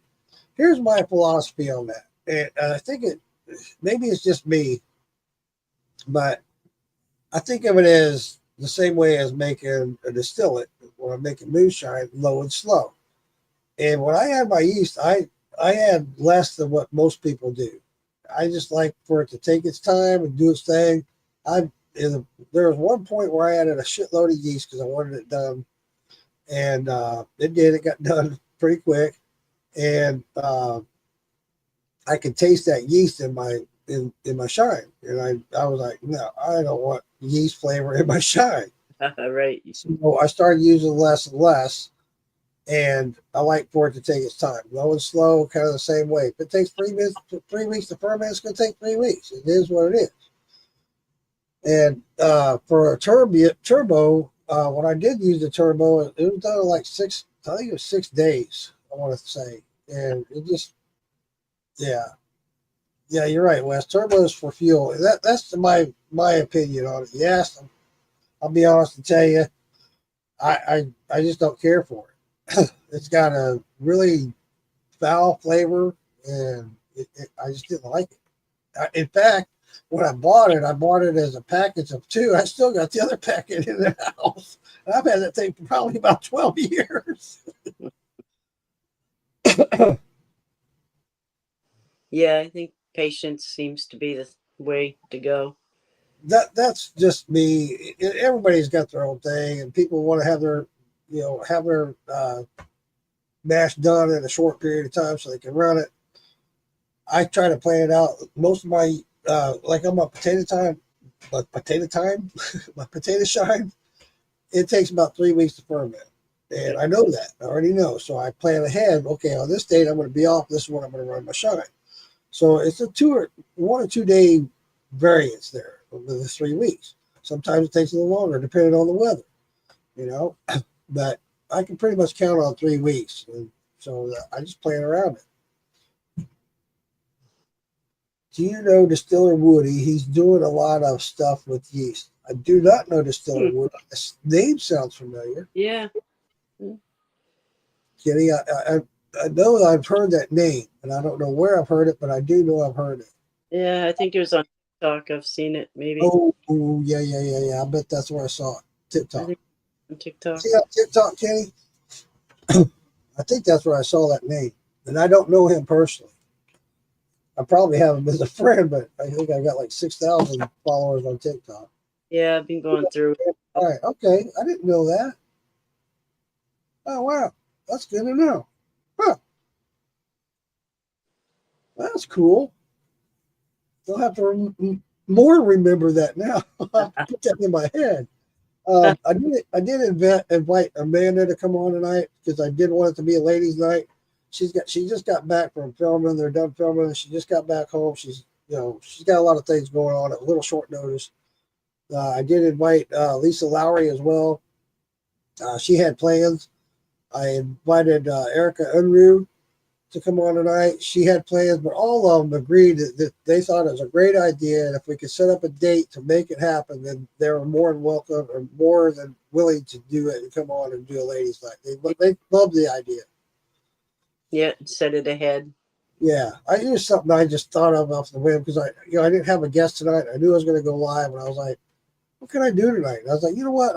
We talked about this, Lisa. You and I and Cass, we talked about doing a ladies' night in the past for a long time, actually. There's a lot of things we talk about doing on this page, and we never put it into action. I was like, I need to start putting some of this stuff into action. I just need to start putting it in place. So you know what? I'm just going to reach out to these ladies and ask them. Well, it's hard to get everybody on, It is.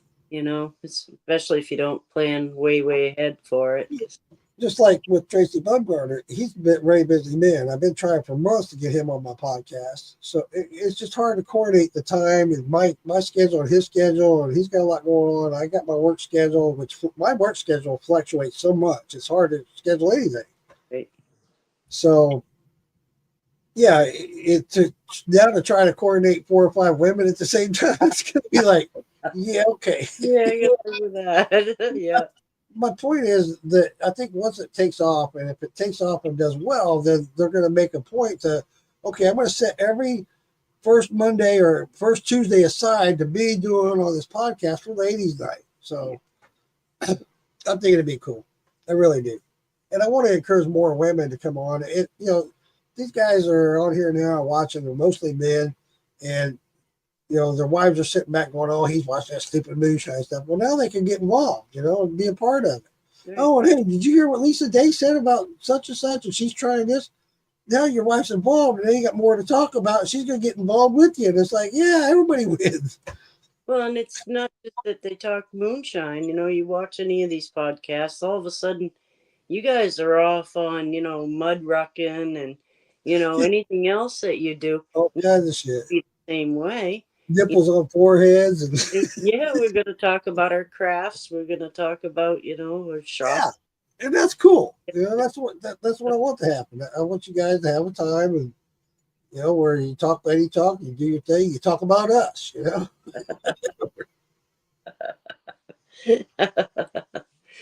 Hmm. I think that's what our wives do anyway. They get with their girlfriends and talk about us. Yeah, my Yeah. stupid husband. Hey, Robert, how you doing, buddy? Welcome in. Can you type the name of the yeast you use so I can screenshot it, please? No, I can't. But I'm sure somebody else can. With the EC 1118. Yeah. And then there's the daddy yeast too. I ought to go in and get it just so you can screenshot it and show you. Daddy's the 1D, right? DADY? Daddy? I think so. Yeah, I think you're right. It's not like Daddy. Who's your daddy? Who's your daddy? Say my But name. yeah, those are the two I use. And I have used Fleshman's. It works. It's not the best, but it does work. I haven't had it fail me yet. No. I haven't used it in years, but the many years I use it, I've used it on everything. I've used it on fruit. It works. Not as good or as efficient, but it'll still work.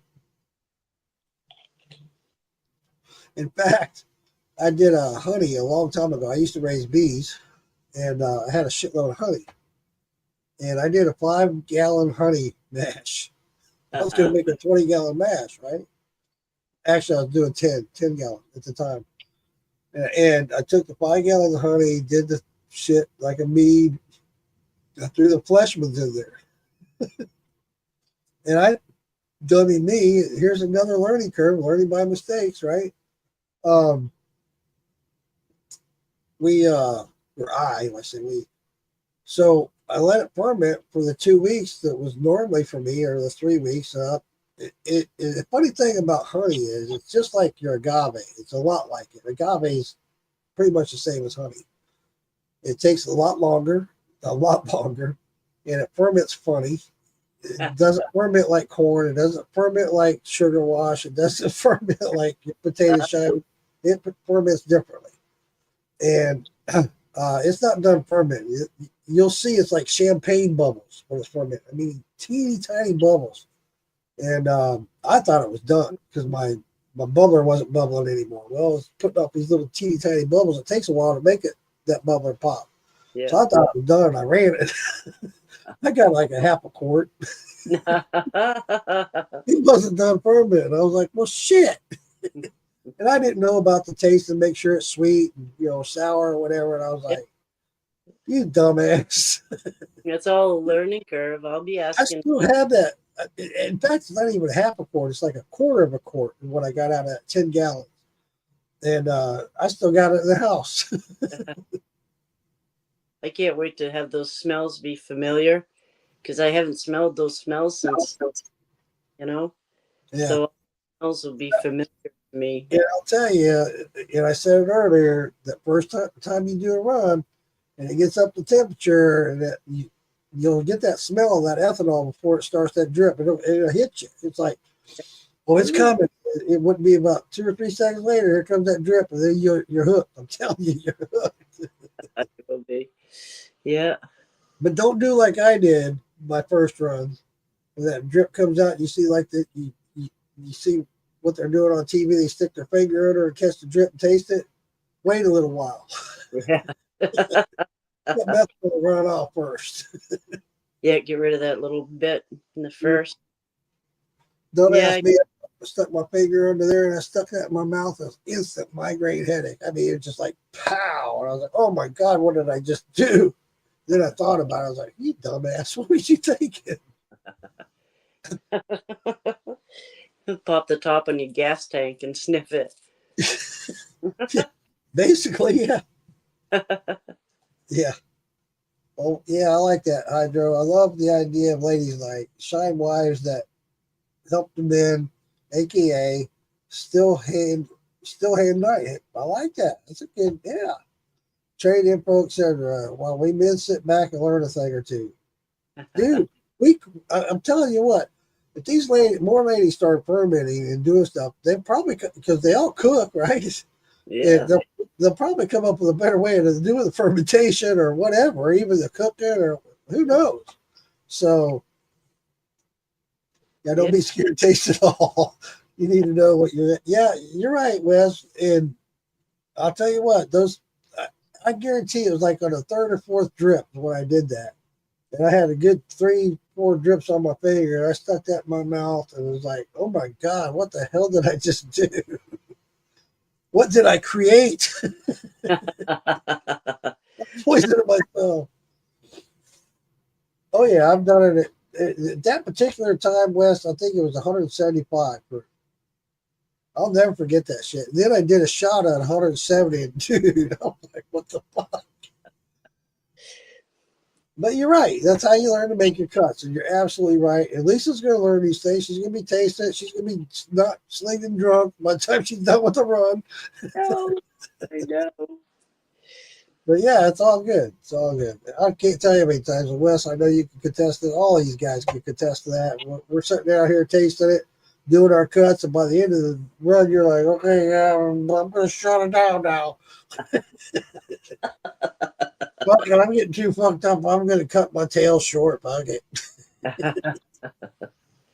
I can't wait to learn to be here. Learn. You will soon, sweetheart. I can't wait for you to do so. And I want to be a big part of that. I know all of us do. Already, a lot of people are. Holy cow. It's been so supportive. Well, it's a good reason, Lisa. That's why Kenny stepped up and donated that skill to you, because you're a big part of this community. You're on everybody's podcast. You're a part of everything. You know all about the moonshiners. Every moonshiner you know. So, hell yeah, you should be making some moonshine. I hope so. Future, we won't have to send it to you no more. You make your own shit. That's what this is all about. No. We want you to be a part of us. That's what it's about. I remember when I was in my first group and they had an argument about a t-shirt. They said that the t-shirt wasn't authentic and somebody else owned the property rights to the t-shirt and whatever. I didn't know enough to shut it down because I didn't know the players yet. And so then I started to make friends with all the moonshiners because I wanted to know if that happened again, that was my watch. Yeah. And I didn't know enough to shut it down. I didn't know who was right. I didn't know who was running their mouth wrong. Right. And it made me feel inadequate, at being a moderator. I had to go running and get an administrator, somebody's fighting, I felt awful. So yeah, I'm sure you did. I'm not laughing at you. I'm laughing with you because I think we've all been there. Yeah, I wouldn't tell you the story if, Yeah. The truth, that's where I came. I had to go get Sam, Hey, Sam, come shut this down. I don't know what the hell they're fighting over, and that's I was just talking to Jamie Mateer today about you and Sam. We're both talking about you guys. Yeah, Sam was a good man. Yeah, sorry to see that happen. I think it blew us all away, It just goes to show you never know. You never know. Yeah. Yeah. I'm trying to get caught up on the comments here. He blessed. Hydro says you couldn't wait to stick your finger underneath that at 160. You telling her that made me laugh out loud. Did it wake up your mom, Randy? Wesley says that's how you learn to make cuts. Yeah, you're right. Absolutely. And also by doing that with your finger too, you get to learn the feel of it, the different textures and stuff. And it helps the smell, the texture, and the taste. All three of them. And you'll learn after you do it and do it and do it. You'll be like, oh yeah. And you'll start learning the proof just by tasting it and feeling it and smelling it. You'll know. You'll be close on the proof. Then Hydro says they're drinking it like water at 140. He's super Uncle Moonshine. He sent me home a couple weeks ago when I went there. He sent me home with that strawberry straight out of the still. It was 140 proof. And I just had it sitting out here in a jar, and I was going to proof it down. I never did. And everybody's calling shots. So I was like, well, shit, this is the only thing I got out here. So I'll just make the whole damn jar. And it was good and smooth at 140. It was really good. Yeah. And all you smell and taste was strawberry. That strawberry comes through and through and through. That's hard to do with strawberry, Randy. I'll tell you that. That's hard to do with strawberry. And watermelon, too.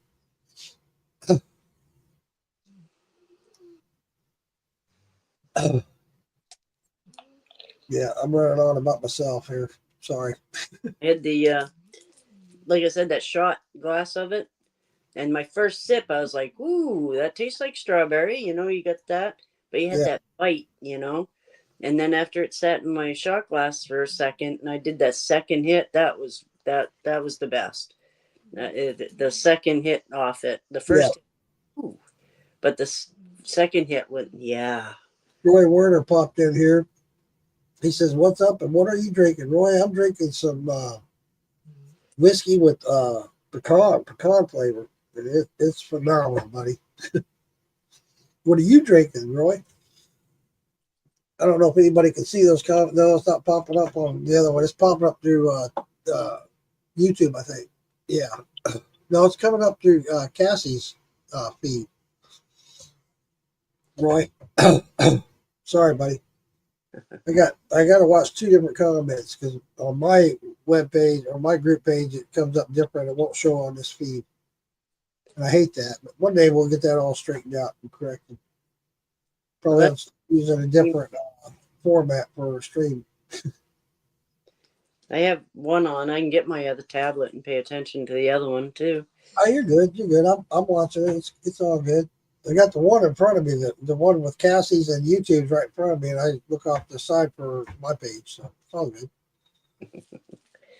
I got to learn how to do this all the time now anyway. Cassie's not on here, so I got to learn somehow, right? Well, I knew you the other ones, and that's why I hopped on over here. I was like, yeah, he's not seeing us. All right, wait a minute. I'm glad you did because I'm sitting there going, well, shit, it's going to be a short night. And like, there's a few commenting over there. Oh, wow. Roy says he's drinking beer and homemade wild turkey. Yeah. Sounds good, Roy. Hell yeah. Hydro Man says, Miss Lisa is at holding strawberry through and through, or did it turn hot? Nope, it's still strawberry. Cool. It was that first hit that I took off it right fresh out like this. It was a little sharp. And then the second sip was like, yeah. You know. I'm laughing at Wes's comment. He says, I need to slow down. I just let a jar run over, probably a pint. I did that a couple of months ago. I went into the house and thought I had time. I got time before I have to change this jar out. Came out, it's all over the floor. I'm like, oh, shit. Yeah, that sucks when that happens. Need the secondary bucket. Yeah. Yeah, put the jar in a bucket. That's a good idea, Lisa. See, women. See? I'm telling you. Yeah, we might come up with something. Yeah, strawberry can turn out really hot. And that stuff that Randy put out at 140 proof, it was like I was drinking 90 proof. I promise you, I could not get over how good that was. And that was right up at the beginning of his hearts at 140. It was really good. I was really impressed. Randy made that with nothing but strawberry, right, Randy? Yeah, I think it was nothing but strawberry in that. Yeah. It turned out really nice. Yeah, he said he strained out all the pulp and all the seeds. I know you had to get rid of the seeds. Yeah, he had a few seeds, scragglers in there, and they got caught up in his line. He had to shut it down and in the middle of a run and pop those seeds out of there and get it going again. If you ain't spilling it, you ain't stilling it. Right. You're right, man. I don't know how many times I've done that. Because you get sitting out here and you get to watching it, time goes by so slow. You're like, oh my God. So you feel like, well, I got time to go do it. Dude, I jumped up and ran the lawnmower for a few minutes and came back. But and you do, then you get caught up in what you're doing. So I got a little more time, then you come back and it's all over the place. You're like, damn it. That's when you need a still hand and somebody can watch it while you go do something. Yeah. Yep. That's when your lady comes over and she puts a bucket underneath your jar. There you go. Now, if it spills over, you still got it. There you go, son. I gotta go do dishes. I gotta go cook dinner. You dumbass, here's your bucket. Stupid ass. That is smart. I mean, I never thought of it. I have thought about just putting it in a bucket or something bigger just so I could go wander off. But then it makes it harder to do your cuts. You know, you want to do your cuts. So, but yeah, especially, but you know, when you know you're in your hearts and you do the same run all the time, and you start off the same ABV, yada yada, like I do with this potato shine. Right. I know where I'm at, and I know how many jars it's going to be. So I just have to watch it, and not make sure it doesn't overflow. So yeah, the bucket's a good idea, Lisa. Wesley, I'd have drank it anyways. Well, you've been over there sucking it up with a straw off the floor.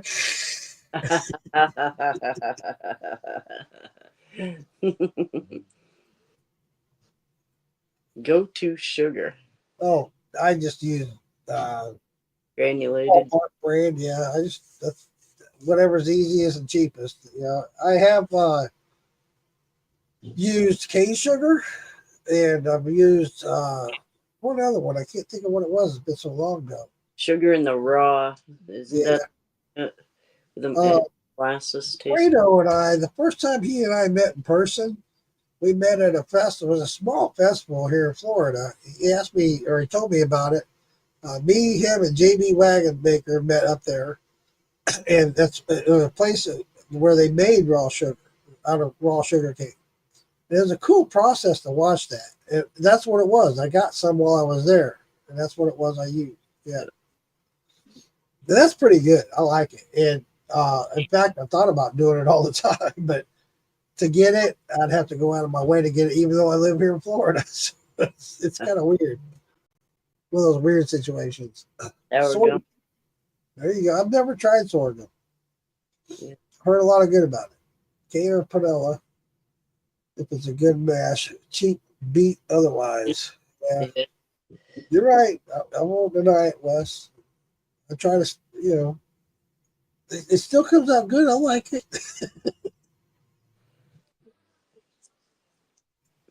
It's funny. I've been doing these shots of this pecan, and then I go do a regular shot. I still smell the pecan. That pecan carries over. It's nice. Yeah. Been there, done that. Now I use half-gallon jars. There you go, Roy. That came from Roy. He's over on Cassie's feed. So that's cool. Yeah. If it fills up a half gallon, you've been gone way too long. You start spilling over on a half-gallon jug. You got a big lawn. You got a big, yeah, or lots of dishes or something. Or you got a neighbor that won't shut up. Right. I've had that too. Go to check the mail or something. The neighbor stopped me to get the gammon and come back in. God damn it, fucking shit's all over the place. I don't have any neighbors. Wesley says just has a weird bite if you use too much. All right, that's good to know, Wes. I'll take advice from Wes. Wes, like he said, he's doing a run twice a week. I'm like, good God. Yeah. Jose Fernandez, another good lifelong friend I used to work with. Welcome in, Jose. Good to see you, man. I think, Jose, didn't you just have an anniversary, you and your wife? He's got a lovely wife. Man, great couple right there. Nice anniversary. I just got a text from Hillbilly Glass Barrels. Thank you, Hillbilly. Appreciate you. Yeah. So yeah, Alfredo's got his release coming up. at the 1st of January, first weekend of January. You'll talk like a lady, you're bored. Well, Wes, you're welcome to come in, dude. Hold on a second. Lisa, can you? Hold on. Maybe I can do it, Wes. I don't know if I have you on Facebook as a friend, so I can't send it to you in a message, but I'll try. I can if you want me to. Okay. Yeah, that's fine. Either way. Let's see. Where Thanks, Terry. Appreciate you, buddy. Oh, here it is. It just popped up. Yeah. I got it. I thought I had it. Yeah, there it is. Boom. Yeah, you're more welcome. Come in, Wes. He's bored.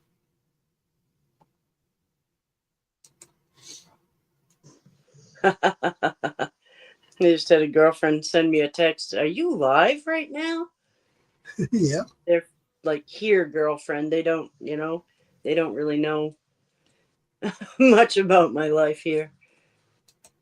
So Well, I thought I sent it to you, Wes. Let me try again. Oh, yeah, I did. Now it's sent twice. Well, there you go. I wasn't sure if I had you on Facebook or not, Wes. I know you followed the group, but I wasn't sure if we were friends and I could text you. But there we go. I wonder how she figured out I was live and why she isn't even hunting me. Roy says, this weekend I will be running my second batch of cucumber, watermelon, ginger. First batch was a little light on ginger. Ginger's hard because There ginger's he is. there he is. You wasn't sure if we were friends, huh? Well, I don't know how to take that there. I knew you were following me on my page, but I didn't know if you were on my friends group. All right, I see you. I guess I'll take that. Oh, man.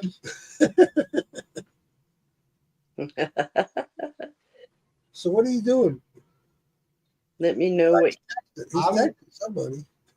I would like to say I'm on the back end of this run, but it just keeps producing.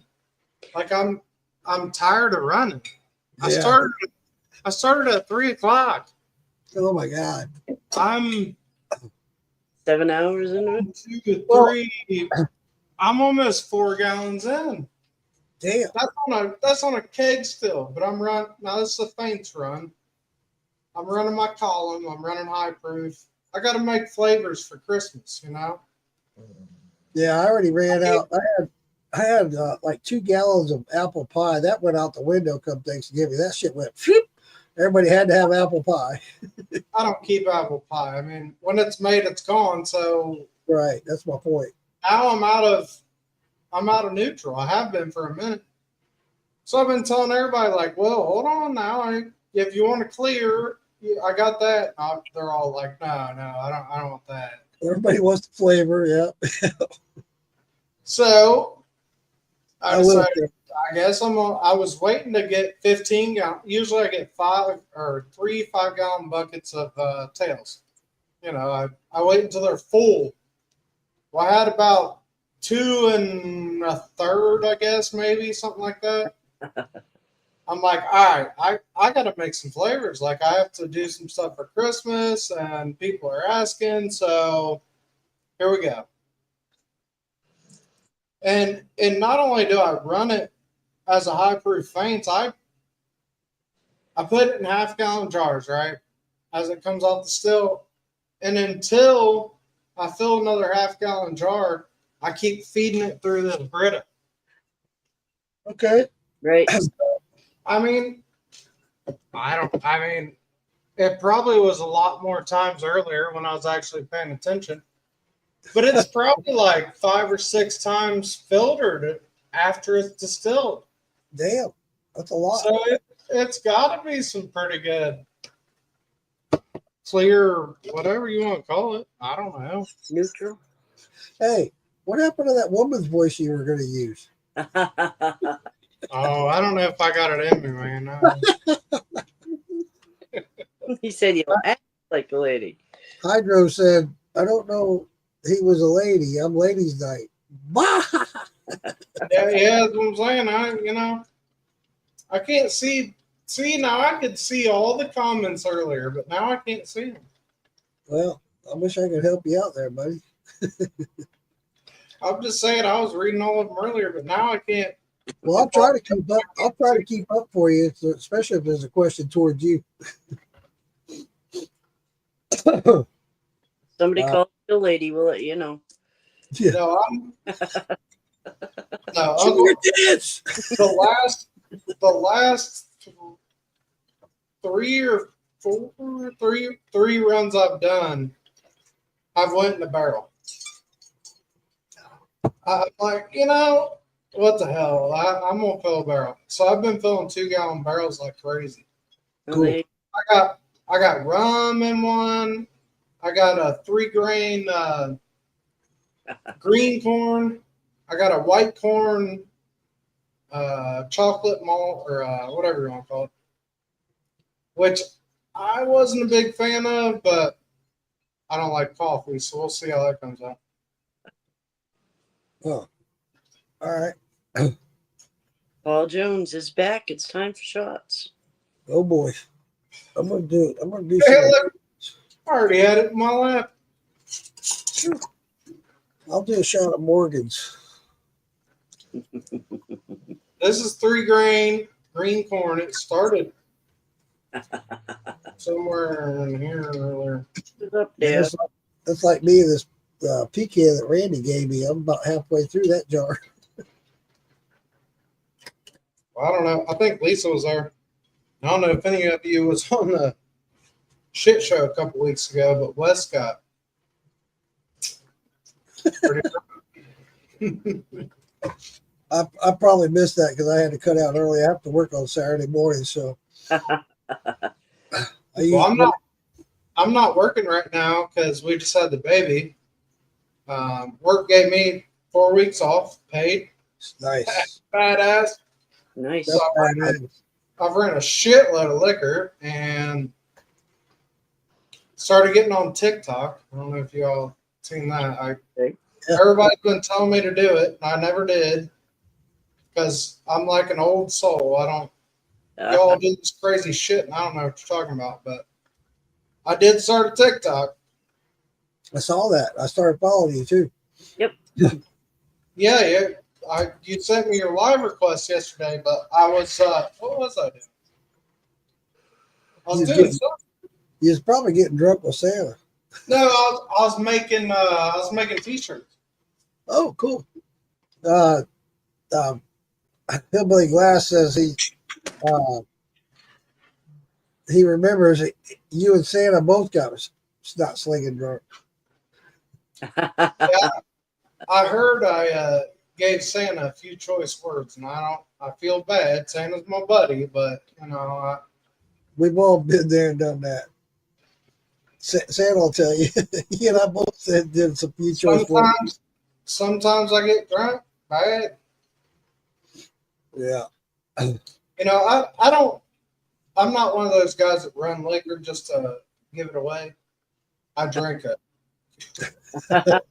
real good portion of it. Yeah. I am my biggest fan. Oh, absolutely. Hey, I'll tell you what, this 3-grain corn I just did, blows any grain mash I've ever done away. I mean, by far, there's no contest. It's fucking killer. And I thought that Jimmy Red was my favorite corn for a long, long, long time.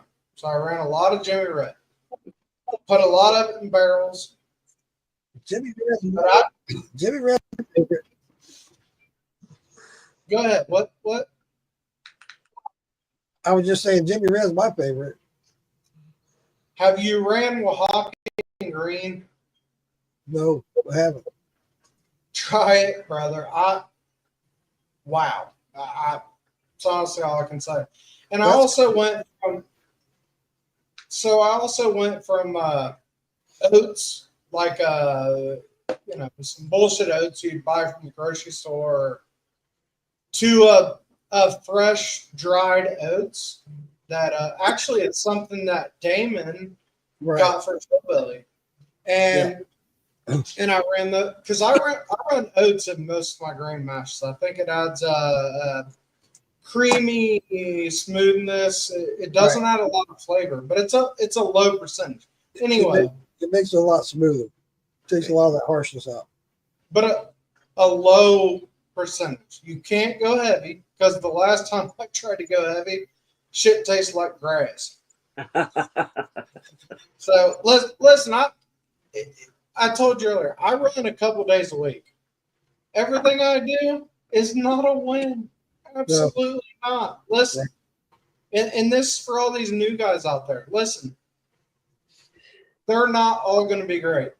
No. It's just not the way it goes. If you want to get out and you want to get on the pages and you want to try a tried and true recipe, that it's going to turn out good. But at some point, you're going to want to do your own thing, and it's either going to work out or it's not. Trial and error. And to me, that's what keeps me into it. You know, if it wasn't for trial and error and doing stuff that nobody else was doing, should not have been done a long time ago. Right. I was going to catch up. I know what I can make on a tried and true recipe. That's not fun anymore. I was going to catch up on the comments real quick, Wes. Mark Morgan says, and I think he's referring back to when your jar was overflowing. He says, "Is that what happens when you use a straw to clean up your runs when you overrun it?"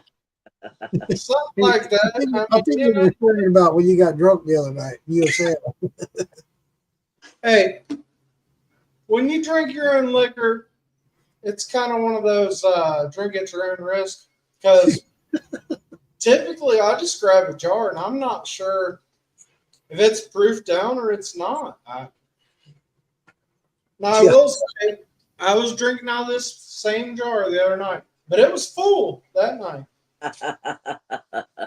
And that's 110, and that's that green corn. So yeah.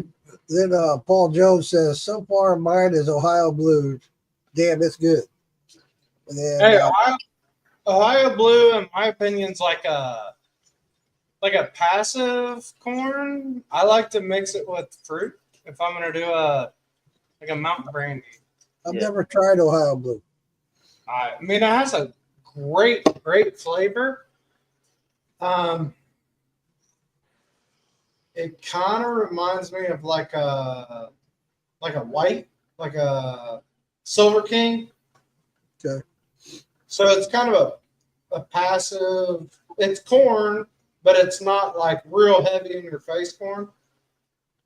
So I like to mix something like that with a fruit and do a mountain brandy. All right. Then he So, says, like I said, the green corn, it shines through. I mean, 100%. You do not do a mountain brandy with Oaxacan green. It's just it's a heavy flavor. It's a good flavor. Paul turns around and says, "I need to order some more from Philbilly." He also says, "America ain't as good as Blue, but it makes a good sour mash though." Hillbilly Glass Barrel says, I'm wanting on a bag of blue corn and a bag of malted rye from the Firehouse Shine auctions." Yeah. Oh yeah, I remember that. Yeah, cool. Hey, any of that's fucking killer. So I spent my whole summer running every corn I could get. I ran like 7 different kinds of corn this summer. I'm going Jimmy Red or Oaxacan green. That's my two grains. Now I don't run straight corn. I run 3 to 4 grain. It's just my mash bill. I also don't drink sour mash. I don't like sour mash. I make it, I like it. Not my preference. Huh. Well, you guys can't see it, but behind me there's a 25-gallon stainless pot. It's full of that same black and green mash. Nice. So as soon as I run that off, I'm letting it clear. As soon as I run that off, it's going to go into sour mash. Curtis Pendergraph says, I make up my mash. I have never followed anyone's recipe. He makes up his own mash. Hillbilly Glass Barrels says, should make some good liquor. Kenny Taylor says, it's all a big experiment.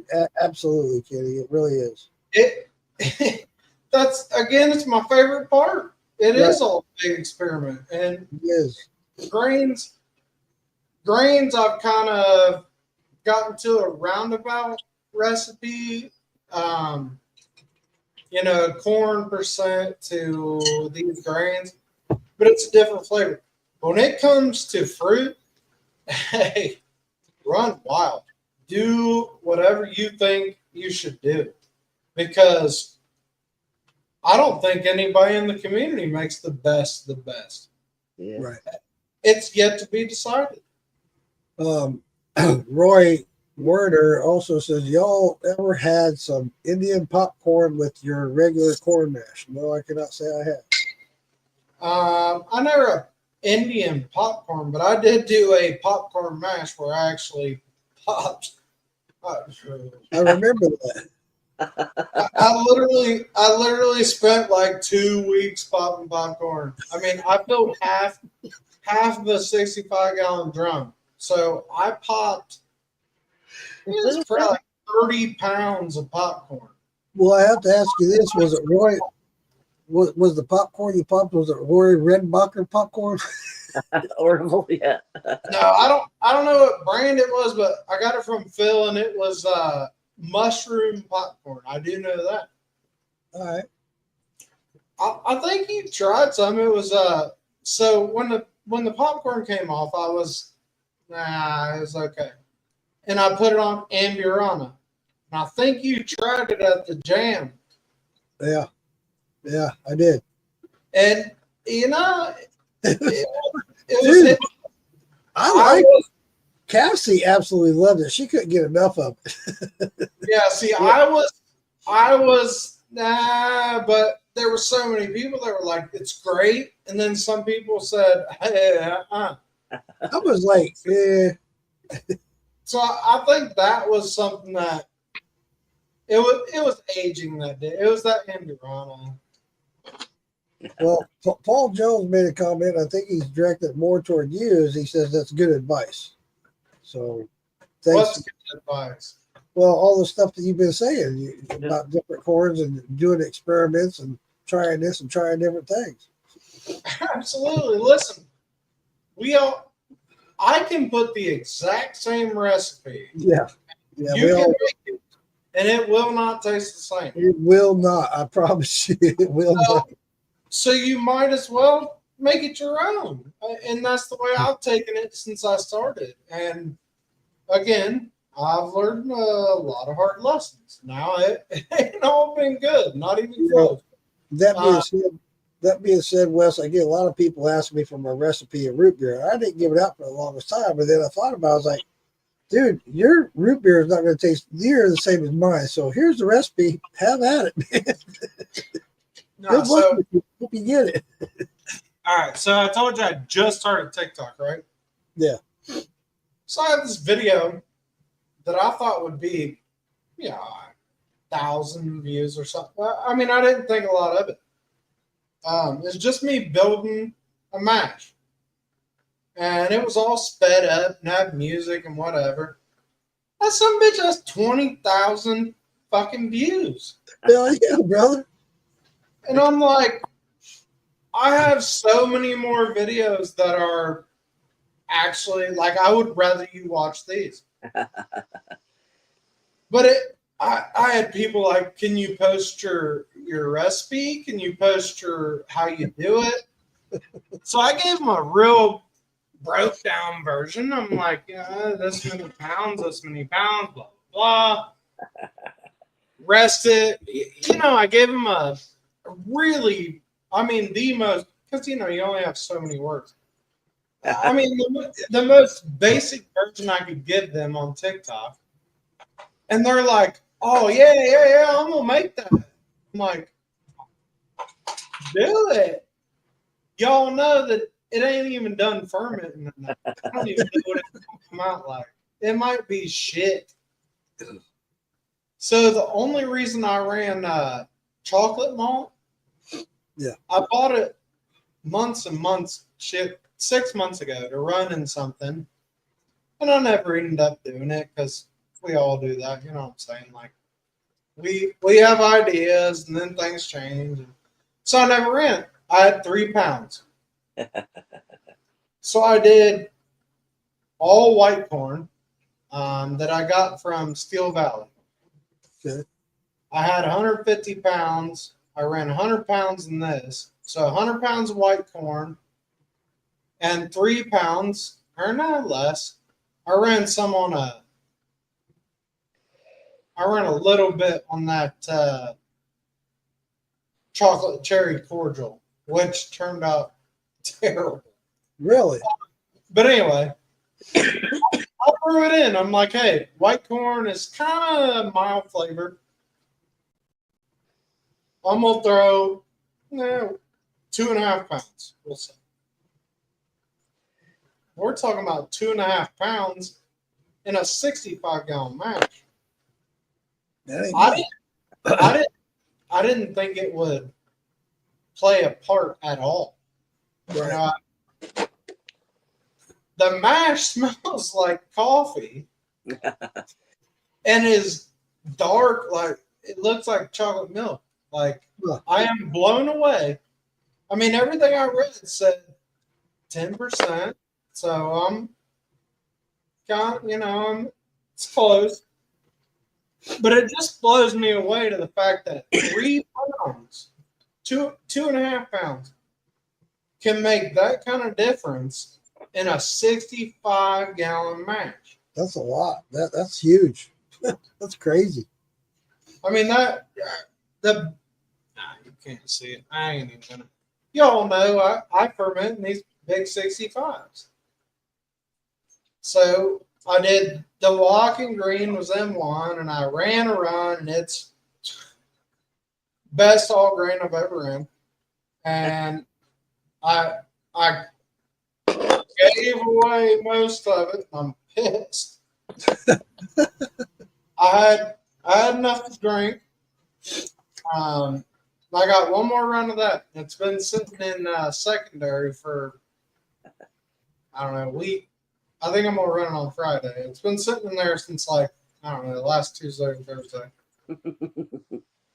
So I think I'm going to run that Friday. Because what's crazy is I started this TikTok, and there ain't no videos of my still. Like my actual still.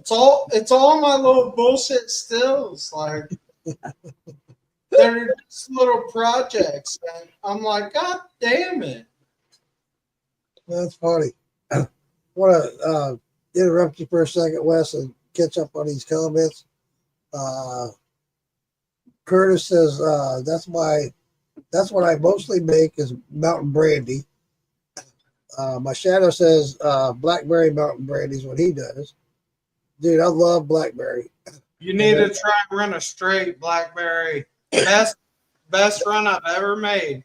That's And my best years. friend. Oh, Years of doing this was blackberry, straight blackberry. Oh my God. that's what I did. Mark tried it. It's good. It's really good. Oh. And I love my blackberry too. And I want to do it again, and I want you to do it again, and I want to do a comparison because I didn't have any of my blackberry when I tried yours. I wanted to do a comparison of the two at the time. We tasted them together. Oh, that's right. Yeah, I did have some. Yeah, that's right. Yeah, that's right. All I know is you didn't have nothing to say after you tasted mine. You tasted it and you looked away. I was like, son of a bitch beat me. Now, listen, Mark, I have made I mean, I've tried brandy literally 30 different ways, and I'm not kidding. That run of brandy was phenomenal. I mean, I don't know that I can ever do it again. Well, Lisa Day knows that that is absolutely my favorite by far is blackberry. So when you handed me that jar and I just turned away, I was like, what can I say? I was just like, dude, you nailed it. All right, so I cut. Well, I haven't done it yet, but I'm gonna cut my still down. You've seen my D flag column. Yeah. Blah, blah, blah. I'm gonna cut the D flag column down. I'm still gonna run the 45. I'm going with Bent's. Wait. What am I trying to say? You're talking John about Bent's.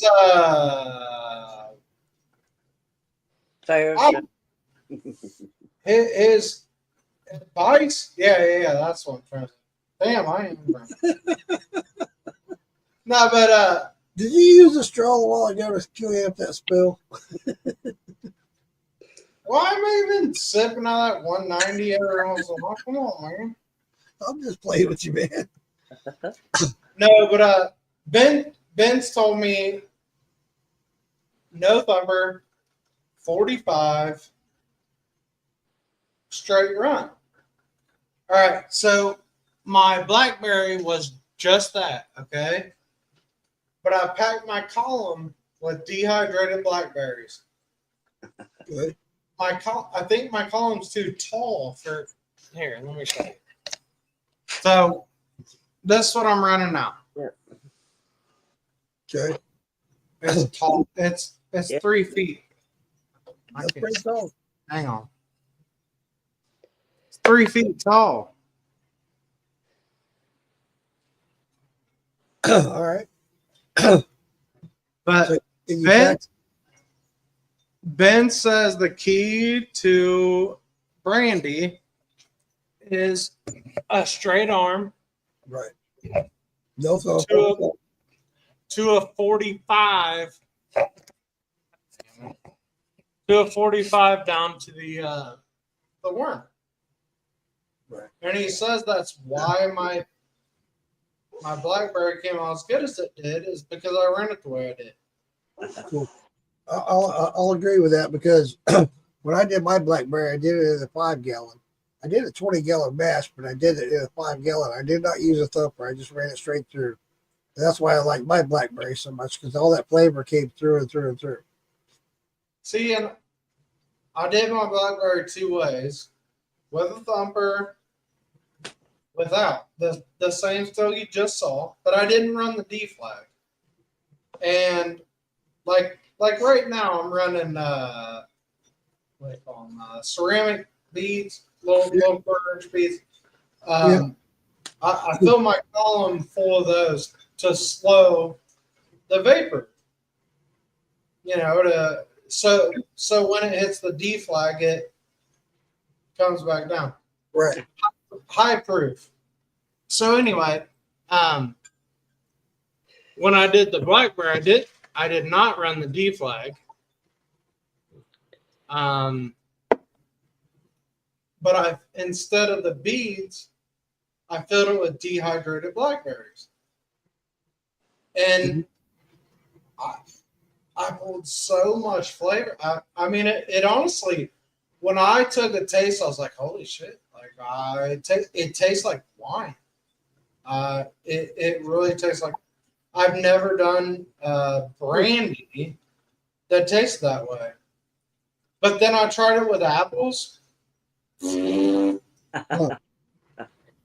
was terrible. I mean, I'm not going to say it's terrible, but I could pull a lot more flavor if I used a thumper. So here's my secret. So I got 12 gallons, and I'll get like 8 maybe crab apple brandy. Now I went as traditional as possible. I only added about 10 or 11 pounds of sugar. to a 12-gallon mash. So not a lot. I mean, I added sugar, but I got these. These were they were dehydrated apples that I soaked my last brandy run in before I put it in the Badmo barrel. So I saved them. And I'm going to take these and I'm going to stuff the column full of these apples. Cool. And this is the whole experimental side of it is maybe it's great, maybe it's not, but it sounds good. Yeah. Wonder about it plugging up. You know, that would I'm not so I'm with you, Lisa, but with this column, it's 3 foot tall. Right. So Oh, this many ounces yeah, right. Yeah. in a 3 foot tall column, it's not going to fill it. So it reduces from 2 inch to half inch, right? At 3 foot.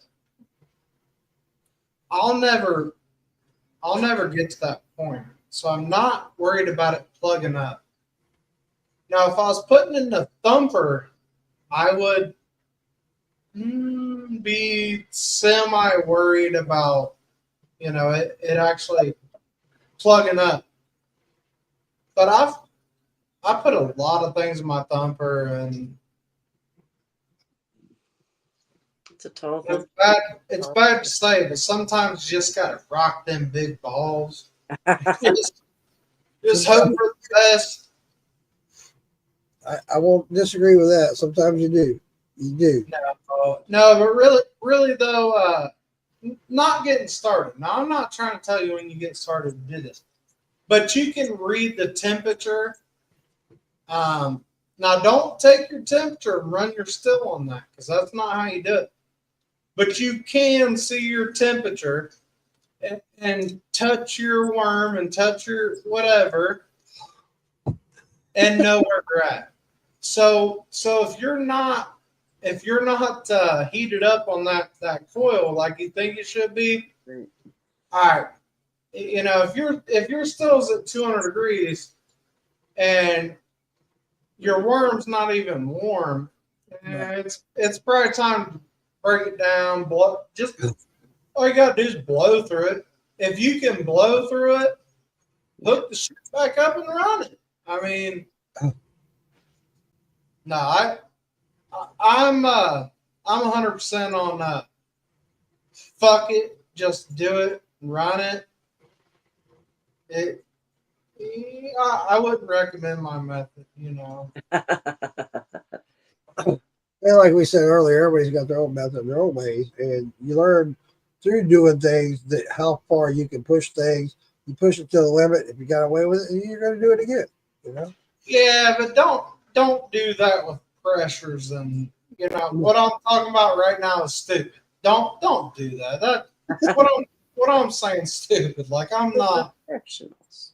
No, pressure. Don't fuck with pressure. Well, yeah, it depends Now, on. when it comes to flavors, listen, I'm telling you, Lisa, you run what you want to run, but I'm telling you right now, a sugar run's a waste of time. It is a waste of time because you're going to run sugar run. You're going to get about a quart in, and you're going to be like, all right, I see how it's, I adjusted my temperature and the drip. I got it to where I wanted it. At a quart, you're going to do that. Yeah. Now the next, what are you running, like a 5-gallon? Yeah. All right. The So she's running the apartment Kingston. All right, you're going to run 2.5. You're going 2 to 3 quarts. Yep. So that first quart, yeah, you're going to experiment. The next 2 quarts, you're going to have it figured out. You're going to be pissed because it ain't even worth drinking because it's sugar shine. Sugar Shine ain't worth drinking. I'm telling you right now. I don't care who makes it. Well, Don't. knowing Lisa and knowing that she likes post-flavor drinks, that's good for a post-flavor drink. Yeah. Yeah. It's not though. We're going to disagree, but that's where the whole point is. Behind all this conversation is everybody's got their own preferences. They got their own taste profiles, yada yada. Yeah, I'm not saying that she should or shouldn't do a sugar wash. For her to make a first time mash, yeah, sugar's going to be a lot easier for her. That's just my opinion. JSSM. It's the easiest mash, and it comes off tasting good. It's corn. I'm not arguing with you. I don't. I tell every newbie. So I get guys. They mess with me all the time. I'm no expert. How you doing, Chris? I don't think I'm an expert. I don't put it out that I'm an expert, but I do know a thing or two. If I had it to do over again, I would never make a sugar mash. Make a UJSSM. Right. Hey, if you don't think it's good enough to drink, don't. You know what the beauty is of UJSSM? They want you to put it all back in that. Right. The best part about it is if you don't want to drink it, they literally design it for putting it back in that mash. So I'm running this 3 grain, right? So every bit of tails I ran off that 3 grain. I saved my tails in 5-gallon buckets, but the 3 grain, I had to look around. That's bad, but this 3 grain, I saved the tails in jugs because I'm gonna put it back on that same run. Right.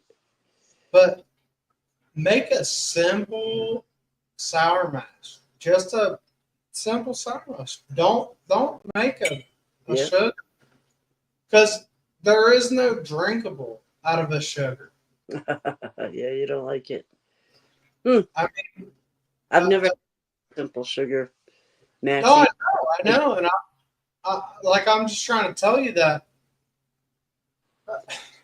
I don't know. Sugar mash has its place, I guess, but Randy said he had some corn he was gonna send and something.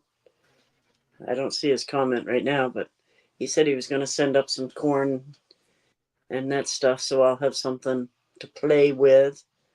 yeah, just look up UJSSN.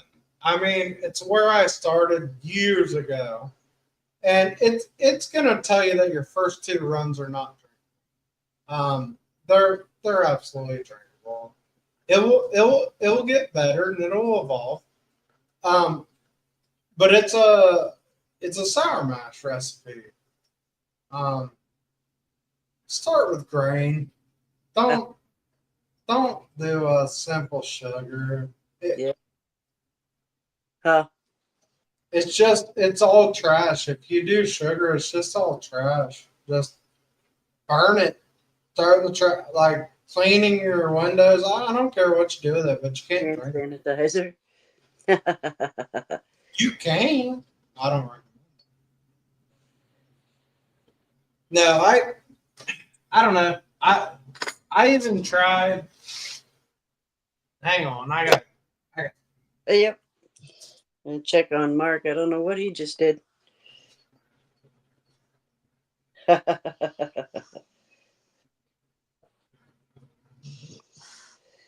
Yeah, I did. I had to look up the UJSSM to see what it meant when somebody posted about it. I'm like, all right, I don't know what it is. I'm going to have to go look and look it up. I've had a few people send me recipes, so you need to start. I'm interested in the brandies and the fruit. Lisa, can you hear me? Yep. So you looked it up and you said it's a beginner recipe. Yeah, I did. I had to ask what it was before I looked it up. Yeah, run that recipe, please. Do not run a simple sugar. What kind of still? Hang on. What kind of still are you gonna run? It'll be Philbillies, the little 5-gallon apartment still. Yeah, the 5-gallon column. 5-gallon. I know what it is. Oh, it's got a cap. I All right, really, so everybody's going to tell you that you need to run a vinegar run and then a sacrificial run. Okay? Run the vinegar run. Don't ever skip that. New copper needs vinegar. 50-50. yeah, I You got that. don't need to fill it. You don't need to fill your stove. 2 Right. gallon. I run heavy vinegar. That whatever they all say what they all say. Some run 551. 2 gallons vinegar to about 1.5 gallons water. Run that for about 1.5 hours, 2 hours. No water in your condenser. Let it steam. Run it outside. It's gonna stink like a motherfucker. Even my garage make my eyes water with the door open. Do that, okay? Now run the UJSSM. And so typically on 5 gallons, I would run, I don't know, about half a pint of 4 shots and heads, okay? Run a full pint, maybe a pint and a half. Let's be nice. Run a pint and a half off. Right. As 4 shots and heads. Now, put a jar under it. Run its true liquor. You're gonna know. If it is crystal clear, drink it. If it has floaties in it, that is flux. Yeah. As long as it has floaties, do not drink that. Cut it, pour it out, start fires with it, do whatever you want with it. But when it stops having floaties, drink it. So they all talk about sacrificial runs. Fuck that. Nah. You only need this. All right, so tonight, this is the first time that I've ran this column on my new setup, on my workbench and with my copper worm and everything. So I soldered on a fitting before I started. I didn't do no fucking vinegar run. I didn't do no sacrificial run. The first about 1.5 quarts had floaties in it, and you could tell it was ugly. So I took 1.5 quarts, and that's trash, and then I threw another one under it, and Right. it's questionable, smelled funny, so I took another quart. And that was just being nice. Trash that. From then on, I drink the shit. Get the flux out of it. Yeah, so I'm telling you, these people that say you need to run an 8-hour run of liquor, it's bullshit. It's just not what you need. Yeah. I mean, look, if you want to be extra careful, run it. Waste to run a liquor out. You know, it is what it is, but it's not necessary. Can't wait to get into it and know what I'm smelling and know what I'm hearing. You know, the different. there. And you know what? Take that whole first run and don't drink it. But what I'm saying is, a sacrificial run Yeah. comes down the drain. Yeah. All right. So do a real run. Make enough mash that you can run twice. And now take all that liquor. Now, if it's cloudy and has floaties in it, trash that. Right. Because because flux does not go away. It will run with you forever. Yeah. If it's coming out clear, crystal clear, looks like moonshine, keep it. Drink it. If you're not comfortable drinking it, dump it into that next run. You're going to run twice as much. Right. Right. I'm way behind on the comments, y'all. I didn't realize how far behind I was. Paul Jones says, Lisa, did you order copper, still, or keg? She got a keg. I'll answer that for you, Lisa. Yep. Some of these I can't see. Hydro says, Sandman, why does your voice sound like a squeaky cat that just had his tail rocked on? When he first came on, yeah. Bro, won't you kiss my ass, brother? He said, yeah, Sandman, take a deep breath and a toke. Miss Lisa, like your shirt. Sandman ain't taking tokes in a couple of years. Hillbilly Glass says, been there, West, LOL. Paul Jones laughing. Hydro says, judging that, yeah, that 160 is kicking in, Sandman, playing with you. I thought another buck snorted, LOL. Mark Morgan says, dehydrated fruit carries a lot of flavor. Right. Paul Yes, Jones. it does. And it doesn't hurt your proof.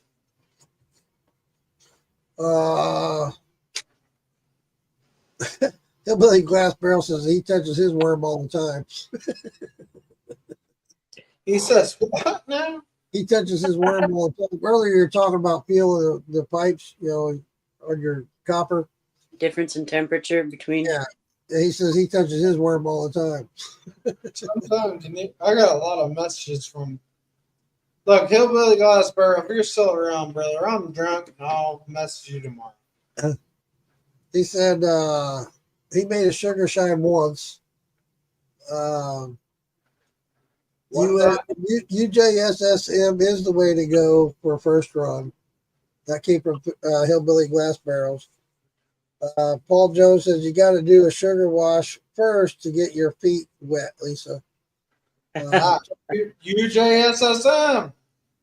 Put it back in your next match. Shadow says, all my life I've never run a sugar shine. Seriously. Curtis Pendergraph says flake corn and amylase is the easiest starter mash for a beginner. What is? Hang on. What was that? He said a flake corn and amylase. Flake corn and I mean, that's probably it right there. Yeah, I won't argue with that. That's probably the easiest. Yeah. Paul Jones says that he did it once just to clean my still out. I ended up drinking it. It was pretty good. He'd agree with you, Wes. So Lisa, you're understanding that these people only do it one time, and only because the internet says so. I did it. Don't do it. Don't do it. I'm telling you, I'll help you make a good. I hope you make a simple, very, very simple cold mash. That's what I've been looking into. Is that UJSMM, USSM, or whatever? UJSSM. It wants you to add it back. It doesn't even want you to drink the first two batches. Paul Jones says Wes is a good man. Love him. Yeah, Hillbilly, I disappeared for a minute. I had to go and get another drink. Then he said, a long time to get a drink. I had like 5 drinks while he was gone. I'm trying, man. I'm trying. I got to keep up on comments. I got to be here. Come on, man. Give me a break. Funny, I can't see you on this StreamYard, but I can see you on the group page. Hillbilly Glass says you can keep it rolling for many generations on the US or the UJSSM.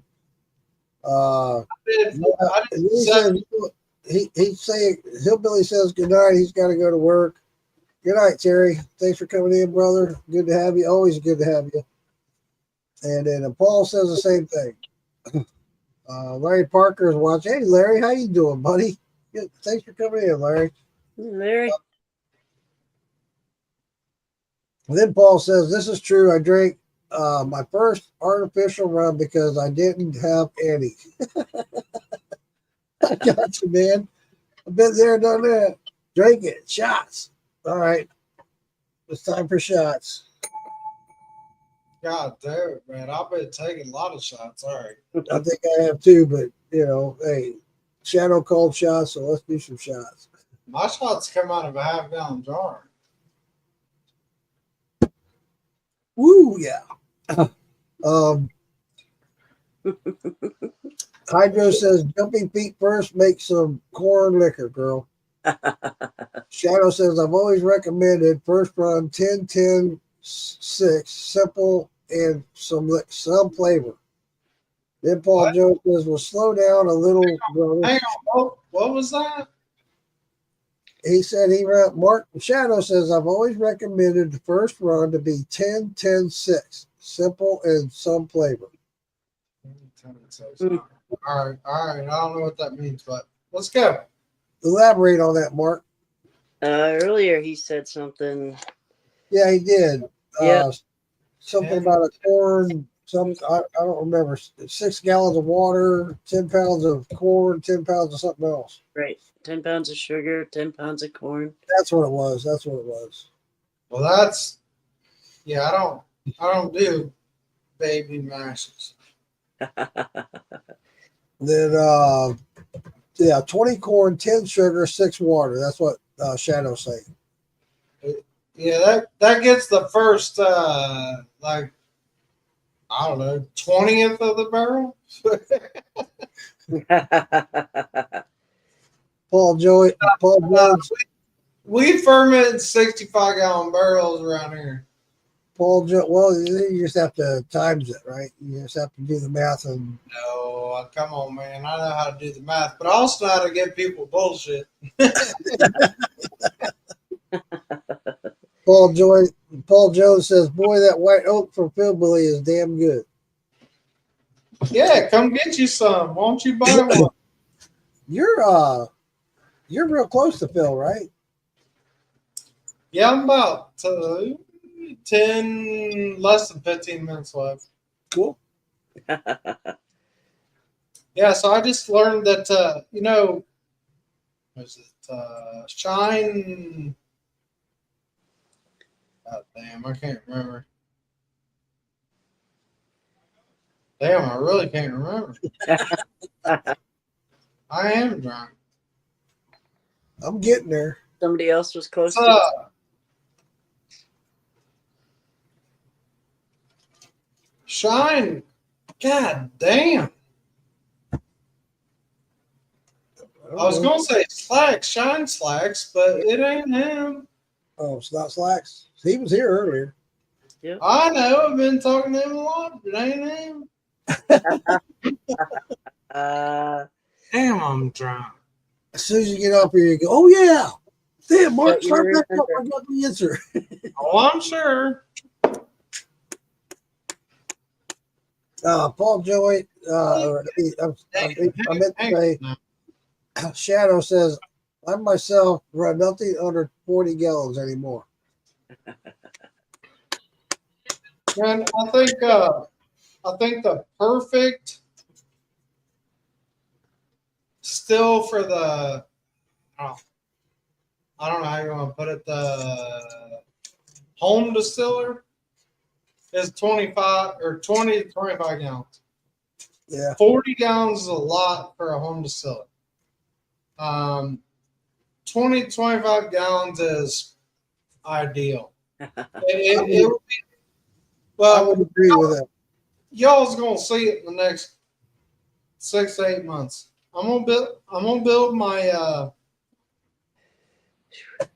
my dream still. See me on TikTok, Sandland Spirits. It's gonna be definitely a multi-part because I can't build it in one, but I'm gonna build my my dream still this year. Cool. This summer is dedicated to my still. Cool. I have to agree with you about the still size as far as a home distiller. Yeah. I run this 20-gallon still, and it takes me 10 to 12 hours to do a run. So, I you mean, know, I run mine's, I don't know, supposedly a 15. It runs about 17. And I'm about 8, 9 hours. I think you're running slow. I always run slow. I'm 8 to 9 hours, but I will say I'm sitting next to a keg, 15 gallons of faints, and it's spilling over real good. Oh shit! Not again. Where's the straw? God damn it! The Where did, bucket. where did I put my straw? And ooh, If Paul made a comment about runs after 40 gallons, he nah, says, good thing is we are done. Well, I mean, I'm gonna keep running, but we're at 70 proof. I mean, I ain't gonna collect no more. We gonna put it in a bucket for the next faints run. there you go. Paul says, Paul Jones says, I'm almost there. 2 to 8 gallons is not enough anymore. I need a barrel. Paul, to that comment, I'll run a 20-gallon mash, but I only get about, I don't know, 3 gallons of good shine. And so therefore I have to do multiple runs, you know, and I wish I could do, and I had the time to do multiple runs. I just don't. And that's where I say I need another still so I can run them both at the same time when I do run. Right. Shadow says larger runs seem to be easier to make good cuts on, for me anyway. And I agree with you, Shadow. I agree with you 100%. Paul what Jones, I'm sorry, I was not paying attention. he was saying larger runs seem to okay, let me start over. I don't have my glasses. I'm trying to read the comments in a little print. He says larger runs seem to be easier to make good cuts on, for me anyway. I mean, I absolutely agree with that. Yeah, I do too. 100%. Absolutely. Then Paul Jones says, I got a 15. I run about 4.5 hours with 2-hour heat up time. All right, Paul. What size still are you running that on, Paul? No, he told you. He says he's running a 15, 2 hours heat up, 4.5 hours, 6.5 hour run time. Yeah. You ought to slow it down. You're running pretty fast. You're running pretty fast. Then Curtis Pendergraph says, but on the Moonshiner show, they can run a 100-gallon in 10 minutes. You're right, man. That's how some bitch comes out like a faucet. Hey, I bet they could run my run in like 13 minutes, like the whole run. First time I watched that, You know, I also heard real moonshine is at least 190 proof. If it ain't 190 proof, it ain't moonshine. whatever. Mark, that's what I heard, dude. That's what I heard. Yeah, we all hear all kinds of shit. I better shut my mouth before I start saying things I'm going to regret. If you believe that one, I'll tell you another. Another one. Exactly. Look at some property I'll sell you. Yeah. Yeah. Oceanfront property. And Yeah. there's $100 an acre. Promise you. 15-gallon copper from the distillery. bad thing is, if you were enough of an asshole to make it work, somebody buy it. Yeah, you're right. You're right about that. Dude, there's so much fraud that goes on in this community. It's crazy as fuck. Yeah, you do. You have to weed that out. We all know each other, hang out with each other I enough mean, to know the difference. but Mark, we do. Yeah, right. Everybody else doesn't. They don't know that. So and Dude, I'm not putting you on the spot. I'm literally saying how does the entry level person not get fucked, basically, is what I'm getting. you're right. No, you're absolutely right. And Wes, you're going to see more and more of it. The more you're on TikTok, you're going to see a lot more of it, buddy. You're going to see a lot of shit. You're going to be like, oh my God, what are you doing? Right now, and I'm asking you though, like for your viewers, how do you not get fucked by these guys? How do you buy a real stuff? I mean, I know how to buy a real It's a learning curve. It really is. And it's something that you have to learn on your own. And if you're, it's hard to put a finger on it because you have to know how to read people, basically, and to know who's a bullshitter and who's real. And we've all experienced that somewhere in some point in our lives. So you have to take that experience and learn from it. And when you're talking to somebody that's talking shit about moonshine, like you say, Wes, it's hard to decipher, but at the same time, you have to just kind of go with the flow, listen to what they're saying, but at the same time, take it with a grain of salt. You really do. Because I've seen a shitload, especially on TikTok. Dude, I'm telling you, I've seen so many things. It's like, oh my God. No, dude, you don't know a thing about moonshine. You don't know what the fuck you're talking about. And I've even called some guys out. There's people I've defriended on TikTok because they talk so much shit. It's like, oh my God, dude. There's one guy in particular that I followed for a little while just because he started following me, and I was watching. He was doing some lives while he was distilling live on TikTok, and he was making some huge mistakes. And I'm like, dude, and he was going on and on and on. And I just ended up deleting, and no, dude, I'm trying to give you advice. You telling me you know more than I do. You just started doing this shit. And you're telling me that you know more than I do. You know what you're doing. You about blew your fucking self up. Yeah. I'm gone. Yeah. So not only that, like I coach hell all the time. I'm the new guy, you know what I'm saying? A lot of the pages I've only been in for I don't know 6 months or whatever it may be, and I make comments and they all give me shit like, "Oh, this guy don't even know what the fuck he's talking about," and I'm like, no, I have no idea. No, I don't even make moonshine. Because I kind of love that side of it as you're a fucking expert. Tell me what you would do.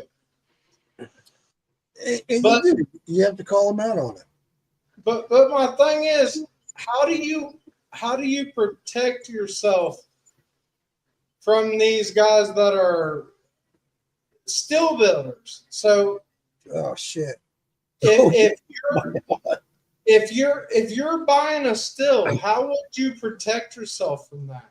And this is a question that I think helps a lot of new people, and I think it's a real deal question. Again, Probably what Beaver on took that- off. when you're talking about that, you need to talk to people that have been doing it for a while, people that have been on here for a while, and doing it. Somebody like Phil Billy, we all know he's been on They here. don't listen. Me coming in when I came into the whole thing, I don't know who's been in it for a while. I don't know who I should talk to. But you can do your Well, research and figure it out. That's my But point. I understand what you're talking about, but it's kind of null and void because they don't know who they're talking to. And But so that's what I'm saying. If they did the research, they would know. It's probably why Beaver took off so much. They could buy a you're sized you're item. saying do your research. Hey, Hey, Lisa, look. I learned a lot of things because I got bad advice. and I've tried the bad advice, and I learned the hard way. There's going to be lumps along the way. You're going to get potholes along the way. You're going to get bad advice. You're going to learn that guy was full of shit. But what I'm getting at is if you're going to drop thousands of dollars We all have. on a copper rig, if you want to go balls deep and you really want to drop money on a copper rig, you need to talk to people and do it. Like, don't. Yeah. YouTube ain't shit. Most of these Facebook pages ain't shit because most of it's bullshit. Yeah. Reach out to a real Facebook page. Yeah. If you're not sure if it's the right page for you, talk to the admins. Go to the I'm next. I'm an admin on Moonshine Militia, and I promise you 100%, there ain't no bullshit on there. We don't allow that shit. If there's an ad for a still, if you buy it, you'll get it, and it will be a top Same here. Same here. If you see an ad on here on Morgan's Moonshine page, if you see an ad on here for a still, you know it's legit and it's going to work and it's coming from a good still builder. And I'm also a part of Militia Group. I'm not an admin, but I'm a part of Militia Group. And they're a great group to follow. Anybody watching this, look up Moonshine Militia. It's right behind Lisa. There you go. Thank you, Lisa. Follow them. These guys are very knowledgeable. Follow them. Ask questions. You'll get great advice. I promise you. And I'm telling you, to you newcomers into this, you can join many groups, and your questions are they're gonna treat you like a newcomer because you are, and they're gonna kind of just pass you off. They're not gonna really answer. Look, they're gonna say, look at the forums and look at this. Hey, if you post on Morgan's Moonshine or you post on Moonshine Militia, you're going to get a real deal answer from a real deal moonshiner. You're going to get an answer from me. You're going to get an answer from Mark, Phil. I don't know who it is, but you're going to get an answer from a real deal person. Yep. Like, Question. And if it's a real question, we're going to give it a real answer. Now, if you come in with some stupid shit, we love stupid shit too, and we're going to get back to you. Yeah. But, like we pointed out earlier, there's really no stupid question because we all learn somehow, some way, at some point. We really do. And I did. When I first started out, I asked some of the stupidest questions that, beginners should already know before they even get started. But at the same time, we all learn at some point. Man, when I came into this community, Mark, and I don't know, I would like to think I have made a mark in this community. Maybe I haven't. Whatever. Newcomers can take it as they want, but I do run a lot of liquor, and I am a real moonshiner. So I came in reading forums. Had no idea. No, I think we all did. I did. And then they did this show in my town. Farm Bottle, my town. So I bought grain from Phil and Ian. Billy, right? Billy. Yep. They said it was ground. I'm like, all right, hell yeah. About to run some badass fucking Jimmy Red bourbon. This shit wasn't ground as whole grain corn. And I'm not saying they meant to sell it to me like that, because they absolutely didn't.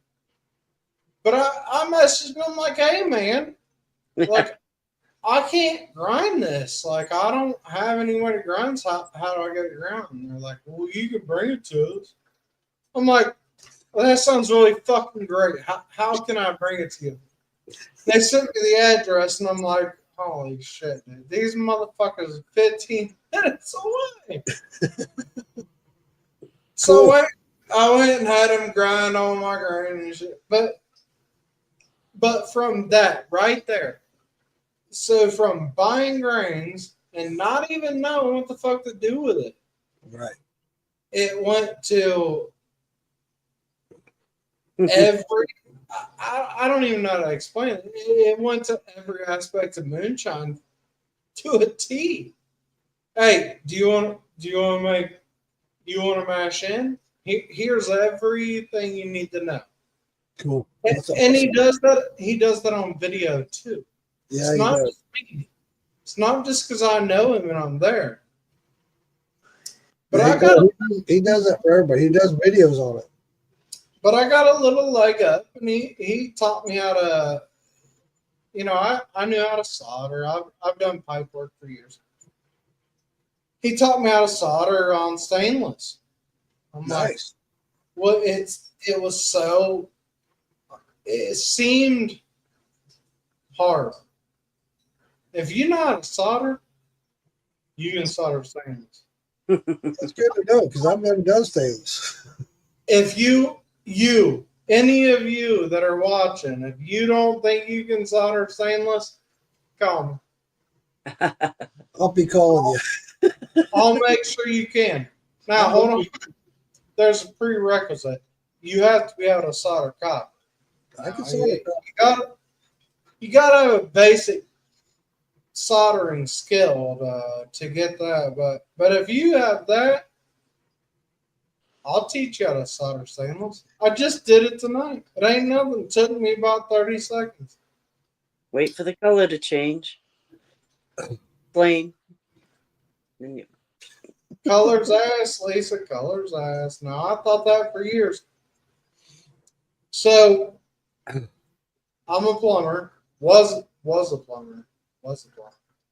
I hit that lock. Every time I soldered, I hit the lock. If you're going to solder copper and you're going to do still work, forget the lock is there. And that was probably, honestly, the biggest thing that Phil and Ian taught me. Get off the lock. Forget it's there. You bump heat. So, yeah, well, damn, it's hard. It's so hard to talk about without showing it, but so the solder starts to flow, right? Well, with plumbing, you just heat the fuck out of it. Just keep running it and lay the solder to it, and it's good because it doesn't have to be pretty.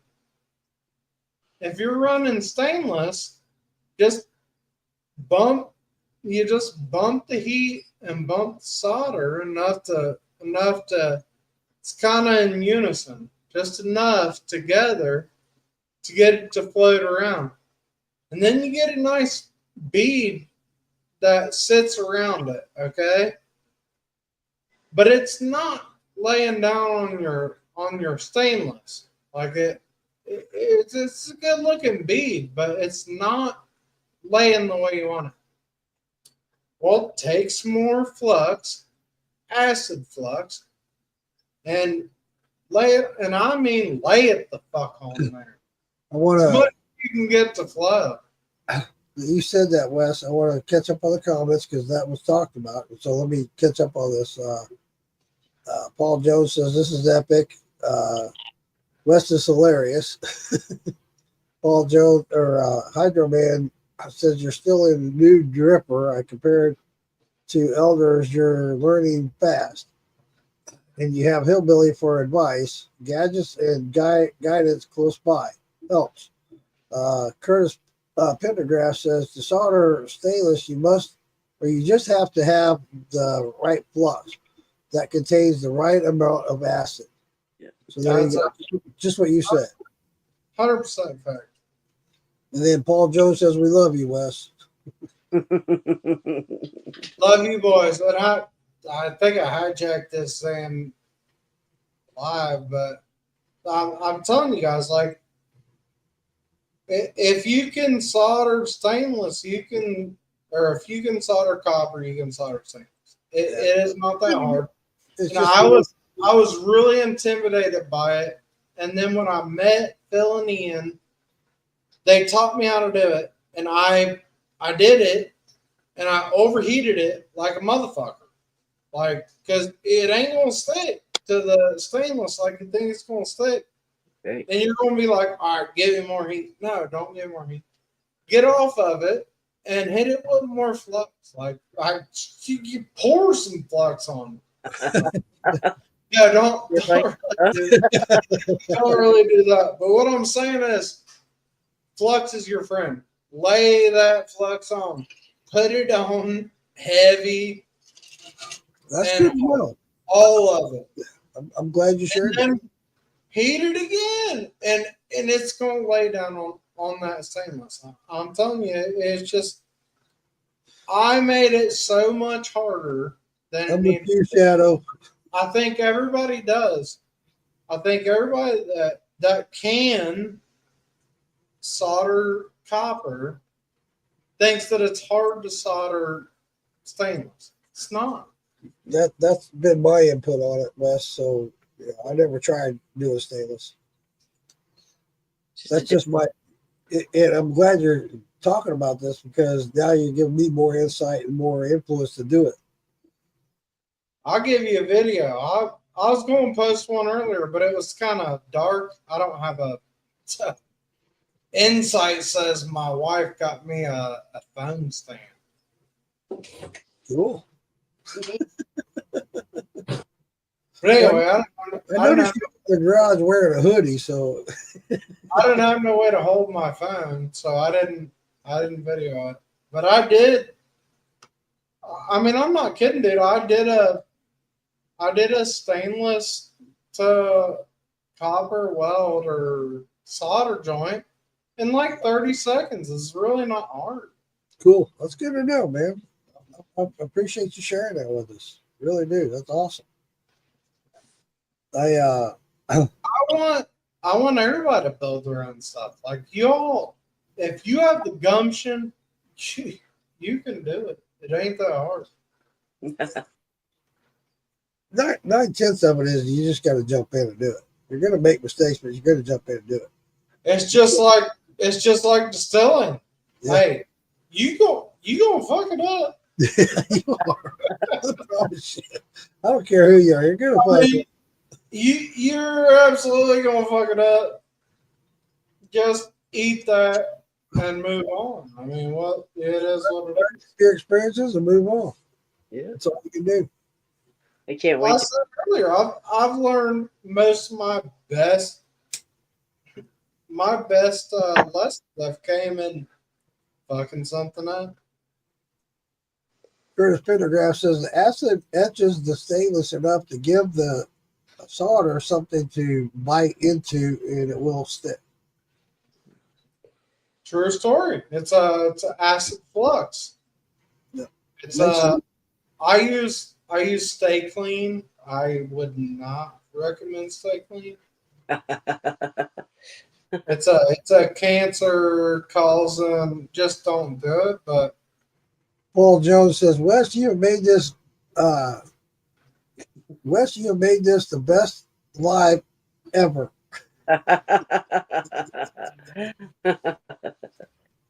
Hey, even though this is supposed to be ladies' night, hey, cool. you want me to shake it or what? I mean, I want a lap dance. No. hey, I just got a vasectomy on Friday. Oh shit. That's real deal information now. So I don't think that pulls into lady tonight. No. Well, it depends on how you look at it. Freaky voice, though. It might help the ladies out a little bit, but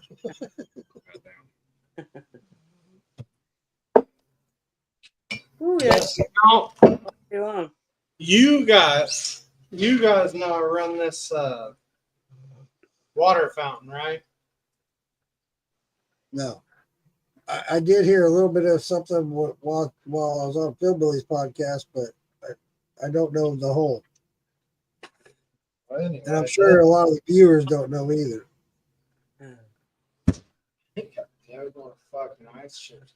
Well,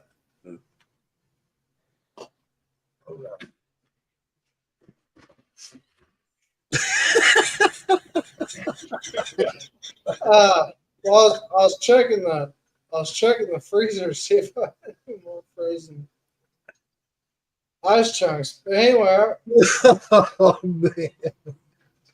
All right, Ness, go ahead. so y'all, well, hell, it don't even sound good now. No,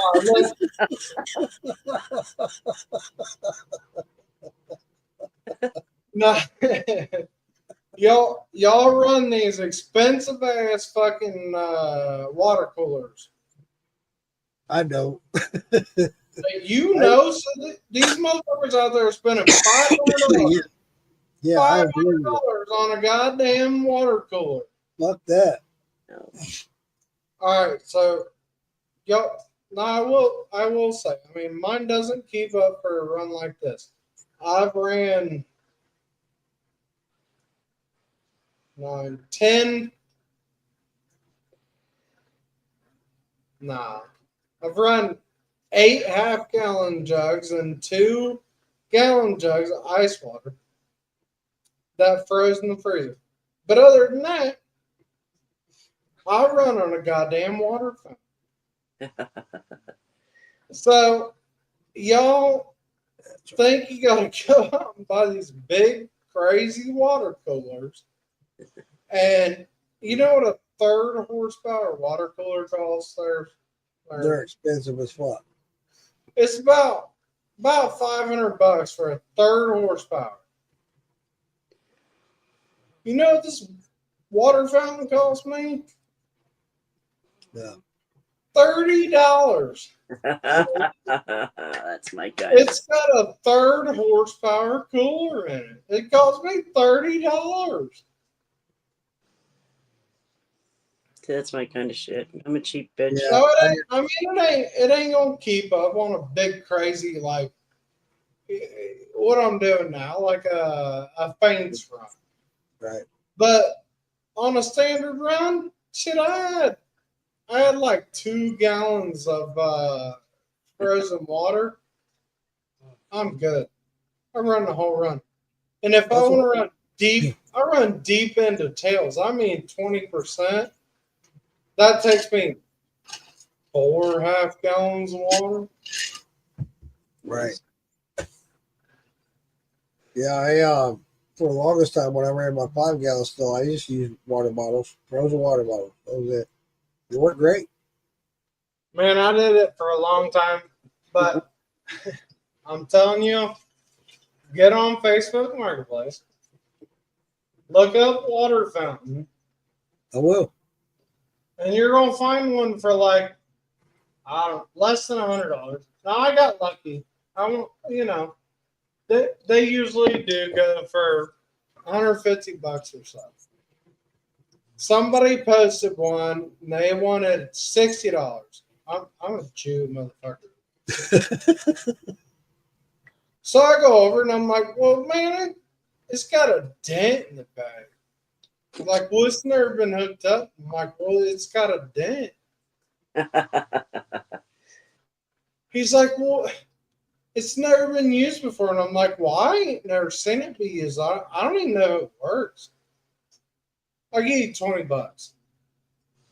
He's like, man, you can have it for $30. I'm like, done, motherfucker. I'd have gave you 50, bitch. Hey, you got to point that out. Scratch a dent sale, man. But anyway, I look up the specs on this motherfucker. It's got a 1/3 of a horsepower chiller in it. Nice. This is a $600 chiller that I got for $30. I'm gonna put this on. I'm gonna put this on TikTok here. Like I'm trying to. You gotta stage. You gotta stage. I'm trying to get viewers. But no, I'm telling you, this shit right here, it's the cat's ass. If you're cheap as fuck, this is what you need. And if you're cheap times two, you're like me and you're on fucking Facebook looking for a second one. We gonna hook them bitches up in series. All right. Wes, I'm going to interrupt you again. I want to get back on these comments real quick. Ninja, meaning you, moves to get back in his chair. Ninja moves, getting back in your chair. And he moves, getting back in his chair. Hey, y'all don't ever see me. This is a rolling chair, boy. This is a rolling chair. I don't ever get out of it. So Hydro Man says, I bet a shot. Sandman can't stand up and circle his chair 3 times and sit down without a room chair spinning. What was that? His chair will spin with him. Hang on, that was a challenge. That was pretty easy, really, when you think about it. Sandman That said was a challenge. you can't stand up and circle his chair 3 times and sit down without the room or chair spinning. The chair already spins. Yeah, the chair. Stand up, circle his chair 3 times. Is that what that was? Yeah. So here we go. He's been hanging out with Freud trying to get Stand up. drunk. Go around his chair. 1. There's 2. Oh, goddamn. Hang on, I'm still going. That was 3, right? That's 3. And he did it. Yay. Hang on. Sandman, you owe us all a shot. Not Sandman, but Hydro, you owe us all a shot. He did it. Curtis Pendergraft says $125 chest freezer full of water, cooled until slush, makes a great cooler for your condenser. That's huge. That's a big condenser cooler right there. Probably right. Paul Jones says, how long does it take you to heat up and how long? Oh, you asked the same question twice. Heat up, well, I run, that's a really broad question. Yeah. Paul, can you elaborate on that, Paul? How long does it take you to heat up and how long? That's a broad Oh, question. for me personally, it takes 2 to 3 hours, depending on the weather out here. About 2 hours on a 15 to 20 gallon run. It's about 2 hours. Yeah, in the summertime, mine's 2 hours. In the wintertime, it's 3 hours. Well, I don't play nights either. I mean, I run pretty clear matches. So I run hot as fuck. When I'm coming to heat, I'm heating up. God damn it. I run it hot. Now, when I first started, a lot of people disagree with me and argue with me about this, but I'll start off with the heat cranked up. But once I start getting up in temperature, I back it back down. But I run so hot. Like I have people that are like, you gotta be scorching. What the fuck, man? You ain't running the right mash then. No, you gotta be what? They say you must be scorching. Oh no. Well, you ain't letting it clear then. Yeah. No, yeah, if you're scorching, you're not running clear. Yeah. You got mash built in there. So the only mash that I heat up slow and run slow is a 100% molasses. Because it doesn't settle. It does, but only to a certain point. You're right. No, you're right. I'll agree with you. But any mash other than 100% molasses, shit, I'll heat the fuck out of that. I'll run it so hard that when it starts coming out, my condenser water is like boiling. Wow. And when that condenser water starts fucking steaming, I'm like, ooh, I better cut it back. I don't think so.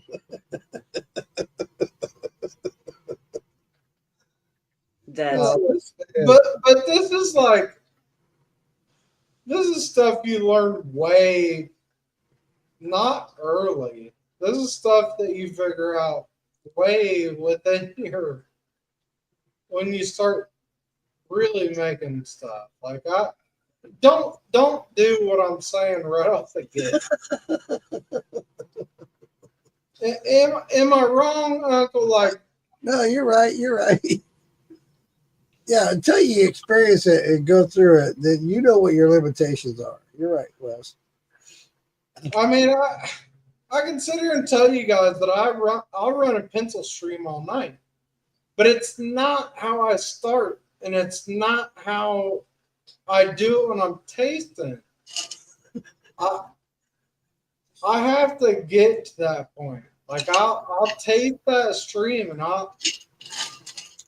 Damn, I finished that drink again already. Fuck, what the fuck? I don't even know how to explain it. I don't think it can be explained. I think it's something you just have to do. Yep, you're right. No, you're right. Totally right. Roy, I want to get back to Roy's comments. He's the only one following on the other side. Actually, I got 2 followers on the other side. But Roy says, avoid TikTok.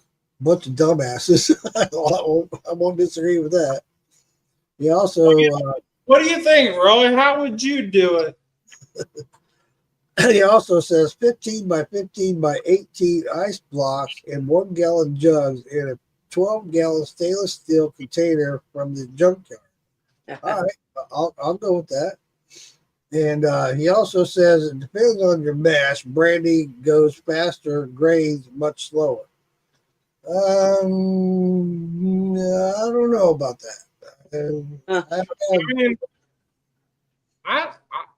I do run my grain or my brandy faster, but I don't. My brandies run a lot slower than my grains. well, I disagree. I actually do run my brandy faster than grain. Well, no, okay, wait. No, I'm sorry. I have to turn the temperature up on my brandies. I will say that. No, I'm saying I like to see a heavier stream, and I want to see a little more, less. I want to see less proof, more volume. I don't even know how to put it. Heavier straight. I run brandy faster than I run grain. Absolutely. Way faster, like twice as fast. All right. Well, that caught up on Randy's comments. Go back to the other comments. Hydro says, y'all, he's not kidding about being cheap. He said I was too expensive for him. Wanted to get me to work for crack for cash. What? what? Then he says, no, he's holding on chair. So Hydro's saying you cheated because you're holding on to the chair. Nah, we talked earlier about what he could do, and I mean, I straight told him, I said, man, I think you're a little high, and I don't. Well, but he did say he's proud of you for trying.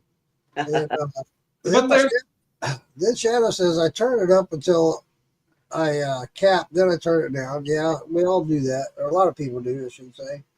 Mine sits there. the problem is, man, Hydro, man, is fucking awesome.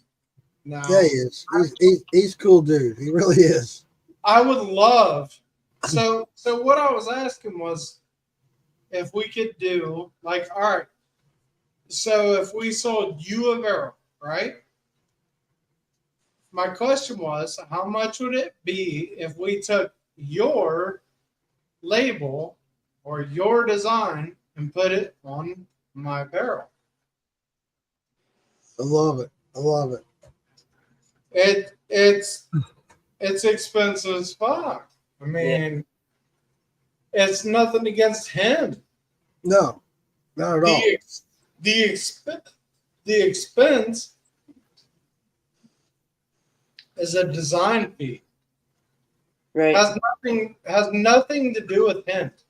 I mean, literally zero to do with him. His cost is very reasonable, Yeah. but everything else is The custom work. there. Like we can't even offer it because it's just not even reasonable. Right. It's the Right. custom Uh, design.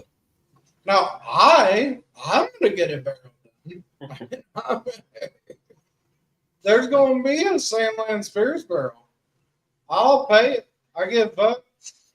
There's gonna be a badass Sandland Spears barrel, and there's gonna be a badass Philbilly Moonshine, and there's gonna be a badass Morgan Moonshine?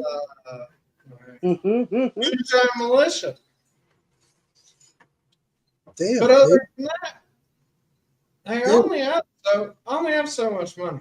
What? This is just my pet project. You're on Morgan Moonshine page. You couldn't say me? You didn't bring me on personally. I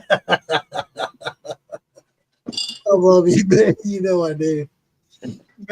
Maybe next time. Maybe next time. All right.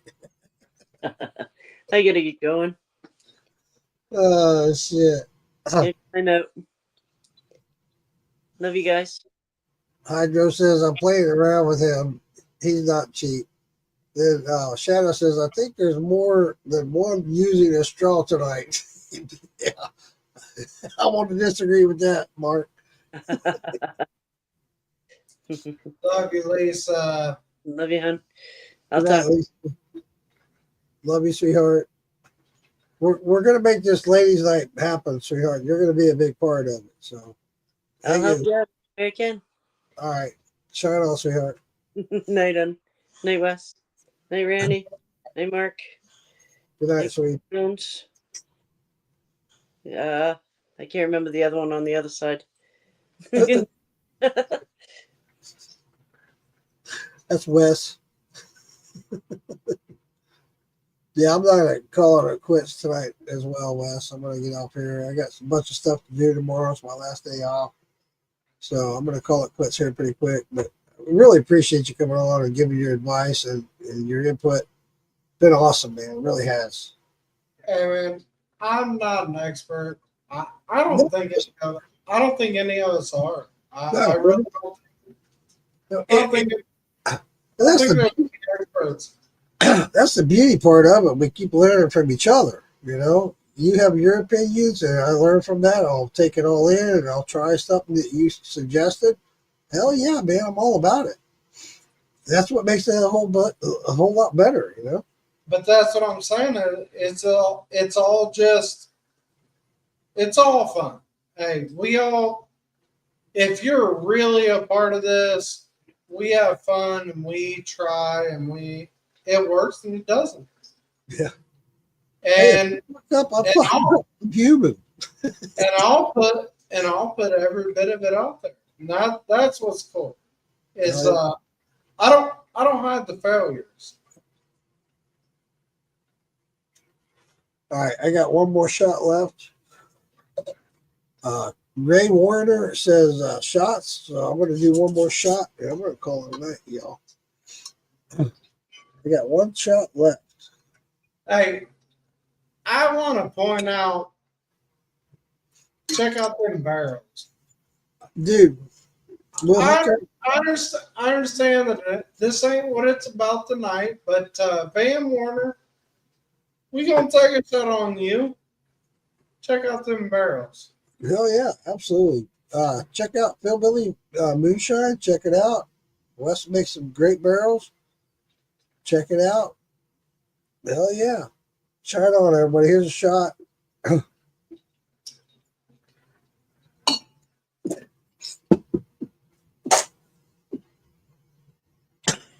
Damn. What we doing? Okay. Damn. Damn. You going to what am I trying to say?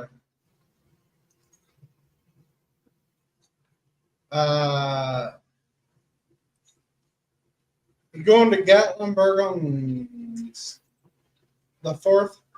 No. You ain't coming? No. You going? Yeah. Cool. Awesome, buddy. That's great. That's awesome you're doing that. You gonna do a show? Huh? You ain't do a show. Am I You doing- do it live. Huh? You need to do it live. Yeah, I do. I really do. Yeah, you're right. That'd be great. In fact, that'd be a perfect time to do a live because I'm off that Saturday. So yeah, that'd be perfect. Friday and Saturday I'm off. Tell Alfredo, ahead of time that we need to do a little just 5 minutes. I was like, Yeah. No, it'd be great because Alfredo and I are hooking up here in Orlando on the 28th of December. So yeah, I'll talk to him about it then. That'd be well, great. it's this release party. Yeah, absolutely. Yeah, I wish I could be there. I just can't do it, man. Well, tell him 5 minutes for moonshine or whatever. Morgan's Moonshine page. I'll take care of it for you. Yeah, dude, it'll happen. We'll make it happen. It'll be cool. I'll touch base with you a little bit later on it.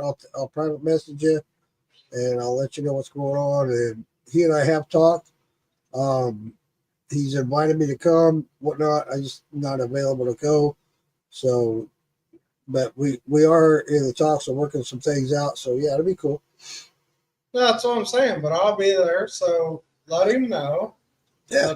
But, we need to make this happen, and that this guy's doing it. You know what I'm saying? Like I don't. Yeah. We'll get it done. Just let me know what's going on. We got Jason Upchurch is here. Bill Mason Jar.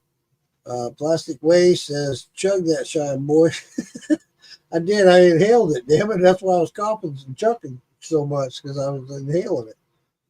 And Jason Upchurch says, hello, hi. No, listen. So, Uncle, I'm trying to drive my TikTok page, right? Yeah. So I'll take care of your page. Well, I'll do the show. Just post me in it. Just put me in it. Tag me. I will. And when you go live on TikTok or when you do, let me know and I'll chime in and I'll make sure I send that out and make sure other moonshiners that I know on TikTok that I've known for years on TikTok. I met several shiners on TikTok. Will start following as well. So yeah, absolutely, brother. I'm just getting started. I got like $500 or something. Okay. And that's only in like 2 weeks. Like I'm just trying to get rolling, and we'll get you there in no time. Like views are great, but I want these barrels to push. All right, buddy. I'm gonna get you a barrel. I don't have anything going as far. I'll have to look at my schedule. That's why we need to talk, and we'll do it in PMs or whatever. But I'm looking. Next Tuesday, of course, I've got Alan Bishop coming on. But after that following Saturday, I would probably have you on. Does that work for you? Dude, I don't know. We'll talk later, buddy. We'll talk later. We'll work it out. We'll talk. But listen, what I want to do is I want to get you a barrel. Hell yeah. But I want to give you a chance to video it and fill it, and then talk to me. All right. I got right now. I've got 9 gallons waiting to go in a barrel.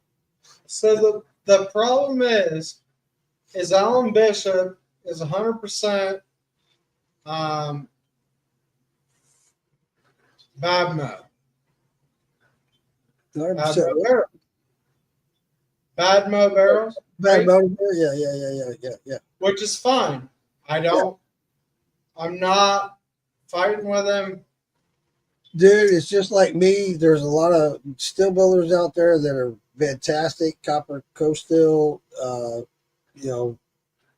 there's a lot of them out there that are great steel builders, but I am true to North Georgia Steel. So, But that's the whole thing is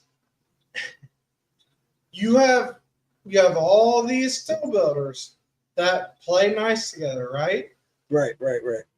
Like you got Phil Billy, you got 13 Stills, you got whatever Ace Custom, you got all these guys, and they're all happy playing together, right? Yeah, So you understand what I'm saying? I do. Now, I released a barrel. I'm the dick. I'm this huge fucking asshole. Only temporarily, dude. You know what? If it wasn't for people like you, this is the American way. This is the American dream. It really is.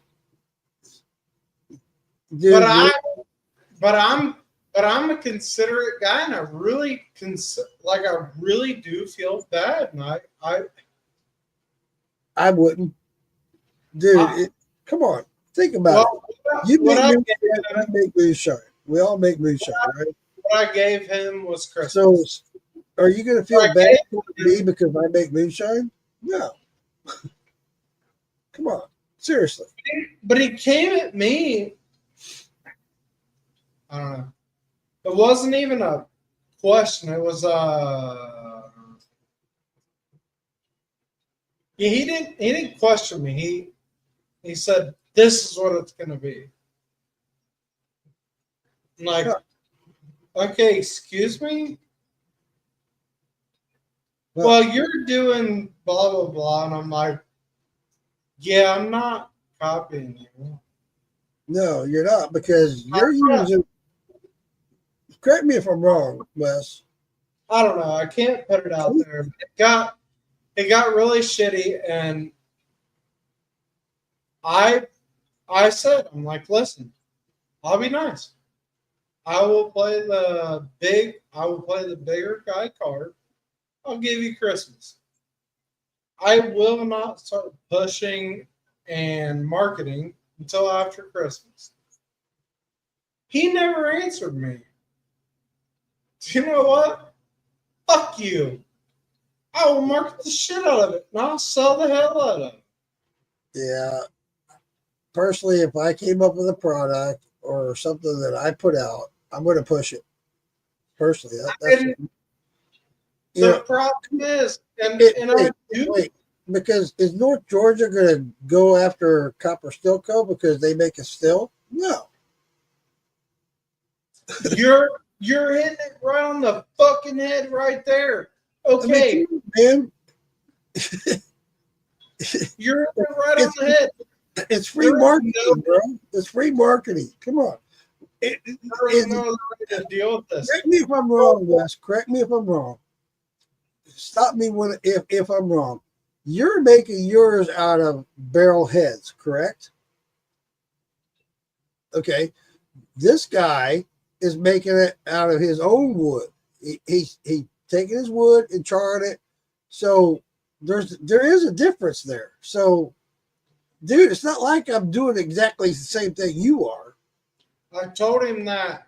I said, Chris, I tried to make mine a different product. Yeah. I did not want to make it the same product. If I wanted to make the same product, I would have went with yours or Fusion Barrelworks. Because Fusion plays the same game as him. Yeah. No. I sell a distillery barrel. That's it. It's not hard I to don't- figure out, man. In fact, when you first advertised that and I saw what it was, I was like, well, yeah, it's totally different. I mean, it's the same concept, if you will, but it's a different. How do you change the concept? Yeah. I wanted to. You Sam, don't. Uncle, I've been doing this for. I literally just dumped my first barrel. Been in there for a month, about 9 months. Mine, a barrel I did. Right. Been in there for 9 months. You know, yeah, you could say the same thing about Hellbilly Glass barrels. I mean, it's the same concept, if you will, right? We've been. You're aging whiskey. I've been talking to him all night. I said, "Did Chris Conrad reach out to you?" And he's like, "No, I didn't hear anything." It's because he's only doing up to a gallon. I'm doing 1 through 5. What the fuck does Chris? If you order a 5-gallon barrel, how long does it take you to get it? I don't know. I haven't ordered one. Nobody does. When you order it, you don't even get a fucking timeline. Wow. If I sell you a 5-gallon barrel, I'll have it to you in 10 days. There you go. Makes it a better product, if you ask me, because if I order something, I want it as soon as I get it, right? No, that's the whole thing. If I want a fucking aging barrel, I'm buying it because I want to age something. Yeah, I want to age it. I want it now. I don't want to wait 5 months. No. I want to fill it and I want to age it and be done with it. Yeah. Just like Roy says, who gives a shit what haters think, you know? And he's right. They're going to be haters, you know? Anytime it's any kind of competition, you know, We're still on live. yeah, we are. Will we Yeah. end the live? I'll end it. See, I didn't mean. Well, I Hey, did. guys. I Hold up, Wes. Hey guys, thanks for coming in. I'm going to go ahead and end the live, and thanks for coming in. Thanks for being a part of it. I hope you guys look for the future. In the near future, we're going to start doing ladies' night and whatnot, and I'll catch you guys another time. Hopefully Saturday. Shine on, everybody. Good night. Mark,